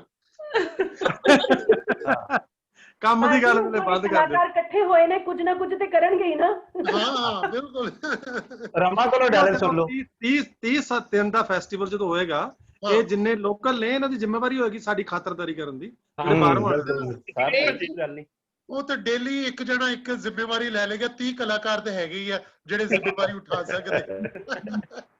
ਇਹ ਤੇ ਸਾਰੇ, ਪਰ ਉਹਦਾ ਮੈਨੂੰ ਬਹੁਤ ਚੰਗਾ ਲੱਗਦਾ ਹੁੰਦਾ, ਬੜਾ ਮੈਂ ਬੜੇ ਮਾਣ ਨਾਲ ਜ਼ਿਕਰ ਕਰਦਾ ਹੁੰਦਾ ਉਹਦਾ, ਕਿਉਂਕਿ ਅਸੀਂ ਕਦੀ ਰੁਕੇ ਨਹੀਂ, ਕੰਟੀਨਿਊ ਕੰਮ ਕਰਦੇ ਰਹੇ ਅਸੀਂ। ਤੇ ਉਹ ਜਿਹੜੇ ਮੇਰੇ ਕੋਲ ਅੱਗੋਂ ਸਿੱਖ ਕੇ ਗਏ ਉਹ ਵੀ ਕੰਟੀਨਿਊ ਕੰਮ ਕਰਨ ਵਾਲੇ। ਤੇ ਸੋ ਮੈਂ ਜਦੋਂ ਦੇਖਦਾ ਕਿ ਅਮਰੀਕਾ 'ਚ ਵੀ ਬੈਠੇ ਆ, ਕੈਨੇਡਾ 'ਚ ਵੀ, ਆਸਟ੍ਰੇਲੀਆ 'ਚ ਵੀ, ਇੰਗਲੈਂਡ 'ਚ ਵੀ ਬੈਠੇ ਹੋਏ ਆ, ਇਧਰ ਪਾਕਿਸਤਾਨ 'ਚ ਵੀ ਬੈਠੇ ਹੋਏ ਆ ਜਿਹੜੇ ਮੇਰੇ ਕੋਲ ਟ੍ਰੇਨਿੰਗ ਲੈ ਕੇ ਗਏ, ਉਧਰਲੇ ਪਾਸੇ ਵੀ ਬੈਠੇ ਹੋਏ ਆ, ਔਰ ਸਾਡੇ ਪੰਜਾਬ ਦੇ ਤੇ ਹਰ ਸ਼ਹਿਰ ਵਿੱਚ ਬੈਠੇ ਹੋਏ ਆ ਜਿਹੜੇ ਮੰਚ ਰੰਗਮੰਚ ਦਾ ਹਿੱਸਾ ਨੇ, ਜਿਨ੍ਹਾਂ ਨੇ ਮੰਚ ਰੰਗਮੰਚ ਨਾਲ ਕੰਮ ਕੀਤਾ, ਔਰ ਜਿਹੜੇ ਮੈਕਸਿਮਮ ਥੀਏਟਰ ਗਰੁੱਪ ਜਿਨ੍ਹਾਂ ਨੇ ਜਾ ਕੇ ਬਣਾਏ ਪੰਜਾਬ ਦੇ ਵਿੱਚ। ਜੇ ਮੈਂ ਕਹਿੰਦਾ ਨਾ ਬੜੇ ਵੀ ਹੁਣ ਸਾਡੇ ਕੋਲ 150 ਦੇ ਕਰੀਬ ਥੀਏਟਰ ਗਰੁੱਪ ਹੈ ਪੰਜਾਬ ਦੇ ਵਿੱਚ ਜਿਹੜਾ, ਤੇ ਪਰ ਉਹਦੇ ਵਿੱਚੋਂ 100 ਜਾਂ 110 ਉਹ ਥੀਏਟਰ ਗਰੁੱਪ ਹੈ ਜਿਨ੍ਹਾਂ ਨੇ ਸਾਡੇ ਕੋਲੋਂ ਇੱਥੇ ਮੰਚ ਰੰਗਮੰਚ ਵਿੱਚੋਂ ਜਿਹੜੇ ਕੰਮ ਕਰਕੇ ਗਏ ਜਾਂ ਜਿਨ੍ਹਾਂ ਨੇ ਸਾਡੇ ਨਾਲ ਕੰਮ ਕੀਤਾ ਉਹ ਉਹਦੇ ਵਿੱਚ ਹੈਗੇ ਆ। ਸੋ ਇਹ ਵੀ ਸਾਡੀਆਂ ਸ਼ਾਖਾਵਾਂ ਨੇ ਪੂਰੀਆਂ ਦੂਰ ਦੂਰ ਤੱਕ ਜਿਹੜੀਆਂ ਨੇ। ਸੋ ਮੰਨਤ, ਕਿਉਂਕਿ ਇਹਦਾ ਮੇਰੇ ਕੋਲ ਮਾਈਕ ਨਹੀਂ ਠੀਕ ਹੋ ਸਕਿਆ, ਜਤਿੰਦਰ ਰਿਆੜ ਵੀ ਸਾਹਮਣੇ ਨਹੀਂ ਆਈ, ਔਰ ਜਤਿੰਦਰ ਰਿਆੜ ਨੇ ਬਹੁਤ ਨਾਟਕਾਂ ਵਿੱਚ, ਮੰਨਤ ਨੇ, ਰਾਜਵੀਰ ਨੇ, ਇਹ ਸਾਰੇ ਬਹੁਤ ਸਾਰੇ ਸਾਡੇ ਕਲਾਕਾਰ ਸੀਗੇ। ਮੈਂ ਜਿਉਂ ਵੇਖਦਾ ਤੇ ਹਮੇਸ਼ਾ ਬੜਾ ਮੇਰੀਆਂ ਜਿਹੜੀਆਂ ਮੈਕਸਿਮਮ ਕਿਤਾਬਾਂ ਜਿਹੜੀਆਂ ਛਪਦੀਆਂ ਨੇ, ਮੈਂ ਉਹਨਾਂ 'ਚ ਨਾਮ ਲਿਖ ਦੇਣਾ ਵੀ ਇਸ ਨਾਟਕ 'ਚ ਇਹਨਾਂ ਨੇ ਕੰਮ ਕੀਤਾ। ਮੈਂ ਜਿੰਨੇ ਨਾਟਕ ਹੋਏ ਸਾਰਿਆਂ ਦੇ ਬਰੋਸ਼ਰ ਬਣਾਏ ਹੋਏ ਨੇ, ਲਗਭਗ 170 ਜਾਂ 80 ਨਾਟਕਾਂ ਦੇ ਬਰੋਸ਼ਰ ਤਾਂ ਮੇਰੇ ਕੋਲ ਅਵੇਲੇਬਲ ਨੇ ਵੀ ਉਹਨਾਂ 'ਚ ਕਿਹੜੇ ਕਿਹੜੇ ਕਲਾਕਾਰਾਂ ਨੇ ਕੰਮ ਕੀਤਾ।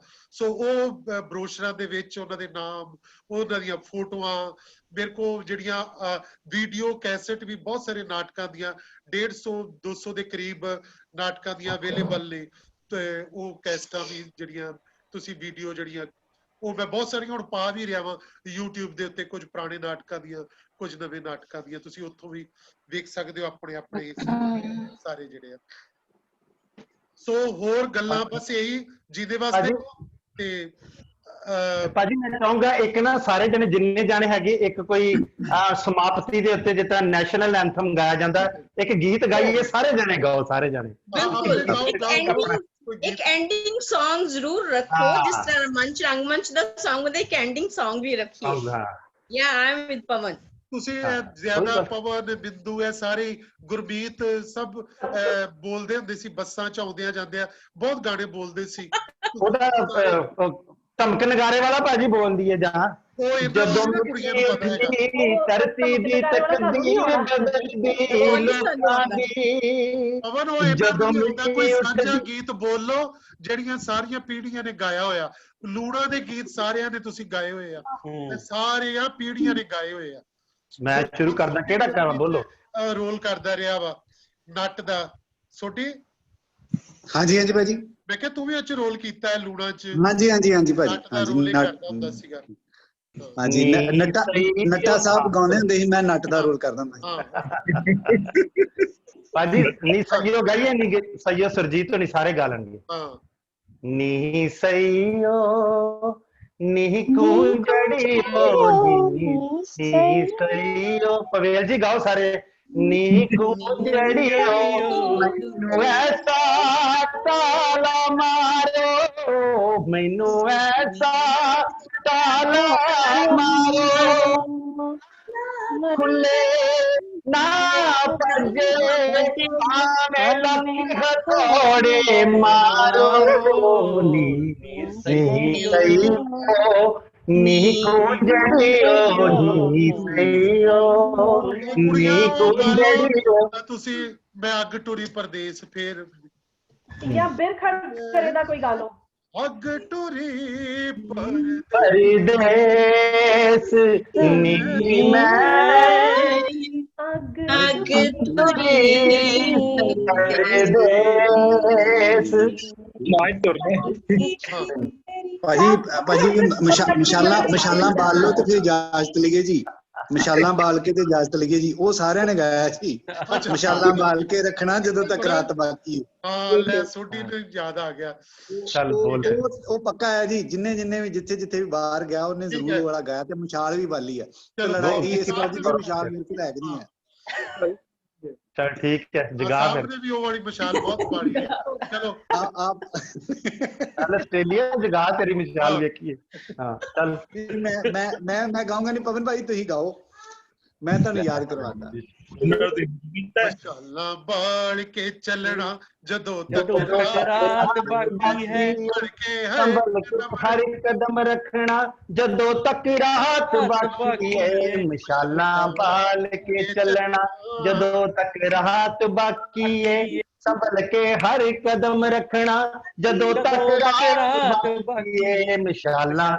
ਬਾਲ ਕੇ ਚੱਲਣਾ ਚਲੋ ਜੀਂਦੇ ਵਸਦੇ ਰਹੋ ਮਸ਼ਾਲਾਂ ਬਾਲੋ ਆਪੋ ਆਪਣੇ ਘਰੇ ਆਪਣੇ ਅੰਦਰ ਵੀ ਆਪਣੇ ਬਾਹਰ ਵੀ ਤੇ ਆਪਣੀ ਕਲਾ ਦੀਆਂ ਮਸ਼ਾਲਾਂ ਵੀ ਜੀਂਦੇ ਵਸਦੇ ਰਹੋ ਆਪਾਂ ਮਿਲਦੇ ਰਵਾਂਗੇ ਫੇਰ ਵੀ ਬਹੁਤ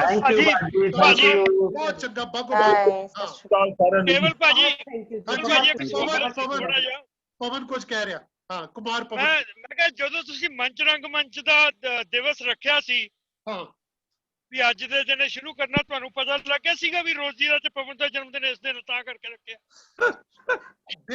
ਬਿਲਕੁਲ ਮੈਂ ਕੁਮਾਰ ਪਵਨਦੀਪ ਤੇ ਰੋਜ਼ੀ ਦੇ ਜਨਮ ਦਿਨ ਵਾਸਤੇ ਹੀ ਇਹ ਮੈਂ ਸੋਚ ਲਿਆ ਸੀ ਪਹਿਲੇ ਤੋਂ ਹੀ ਭਾਵੇਂ ਕਿ ਦੋਵੇਂ ਮੈਨੂੰ ਉਦੋਂ ਨਹੀਂ ਸੀ ਮਿਲੇ ਹੋਏ ਪਰ ਮੈਨੂੰ ਕੁਝ ਚੀਜ਼ਾਂ ਦਾ ਪਹਿਲਾਂ ਪਤਾ ਲੱਗ ਜਾਂਦਾ ਹੈ ਤਾਂ ਹੀ ਮੈਂ 7 ਸਤੰਬਰ 1991 ਵੀ ਅੱਜ ਮਹਾਨ ਬੰਦਿਆਂ ਦਾ ਇੰਨਾ ਪਤਾ ਲੱਗਦਾ ਅੱਜ ਦੇ ਦਿਨ ਰੋਜ਼ੀ ਵੀ ਜੰਮੀ ਹੈ ਸੋ ਰੋਜ਼ੀ ਨੂੰ ਵੀ ਕੁਮਾਰ ਪਵਨਦੀਪ ਨੂੰ ਵੀ ਜਨਮ ਦਿਨ ਦੀਆਂ ਨਾਲ ਬਹੁਤ ਮੁਬਾਰਕ ਮੈਂ ਵੀ ਜੰਮਣਾ 9 ਤਰੀਕ ਨੂੰ ਅੱਛਾ ਤੂੰ 9 ਸਤੰਬਰ ਨੂੰ ਜੰਮਣਾ 9 ਤਰੀਕ ਨੂੰ ਮੈਂ ਵੀ ਜੰਮਣਾ ਹੈ ਚਲੋ ਲੇਟ ਹੋ ਗਈ 2 ਦਿਨ ਲੇਟ ਹੋ ਗਈ ਹਾਂ 7 ਸਤੰਬਰ ਤੇ ਅਗਲੇ ਮਹੀਨੇ 7 ਅਕਤੂਬਰ ਨੂੰ ਮੇਰਾ ਵੀ ਜਨਮ ਦਿਨ ਹੁੰਦਾ ਹੈ ਹਾਂਜੀ ਤੁਹਾਨੂੰ ਵੀ ਐਡਵਾਂਸ ਦੇ ਵਿੱਚ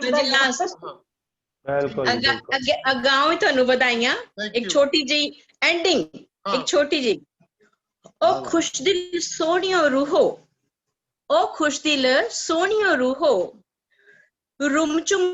ਰੁਮਕਦੇ ਖੂਹੋ ਮੇਰੇ ਪਿੰਡ ਦਿਓ ਜੂਹੋ ਤੁਸੀਂ ਹਰਗਿਜ਼ ਨਾ ਕੁਮਲਾਇਓ ਮੈਂ ਇੱਕ ਦਿਨ ਫਿਰ ਆਉਣਾ ਹੈ ਨੀ ਕਿਕਰੇ ਟਾਲੀਓ ਡੇਕੋ ਨੀ ਨਿੰਮੋ ਸਫ ਦਿਲ ਨੇਕੋ ਤੇ ਪਿੱਪਲ ਬਾਬਿਓ ਵੇਖੋ ਤੁਸੀਂ ਧੋਖਾ ਨਾ ਦੇ ਜਾਇਓ ਮੈਂ ਸ਼ਾਮੇ ਬਹਿਣ ਆਉਣਾ ਏ ਮੈਂ ਇੱਕ ਦਿਨ ਫੇਰ ਆਉਣਾ ਏ ਇਹਨਾਂ ਹਾੜਾਂ ਦੇ ਚੇਤਾਂ ਨੂੰ ਇਹਨਾਂ ਹਾੜਾਂ ਤੇ ਚੇਤਾਂ ਨੂੰ, ਲੁਕੇ ਕੁਦਰਤ ਦੇ ਭੇਤਾਂ ਨੂੰ, ਇਹਨਾਂ ਰਮਣੀਕ ਖੇਤਾਂ ਨੂੰ ਮੇਰਾ ਪ੍ਰਣਾਮ ਪਹੁੰਚਾਇਓ।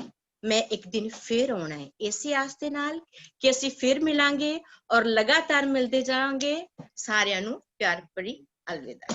ਸਤਿ ਸ਼੍ਰੀ ਅਕਾਲ ਜੀ, ਦੇ ਵਸਦੇ ਰਹੋ।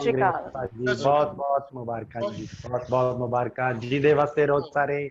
ਸਤਿ ਸ਼੍ਰੀ ਅਕਾਲ। ਸਤਿ ਸ਼੍ਰੀ ਅਕਾਲ ਜੀ ਸਾਰਿਆਂ ਨੂੰ। ਸਤਿ ਸ਼੍ਰੀ ਅਕਾਲ। ਮੰਚ ਰੰਗਮੰਚ ਜਿੰਦਾਬਾਦ। जिंदाबाद, जिंदगी जिंदाबाद, मंच रंगमंच जिंदाबाद। जिंदाबाद।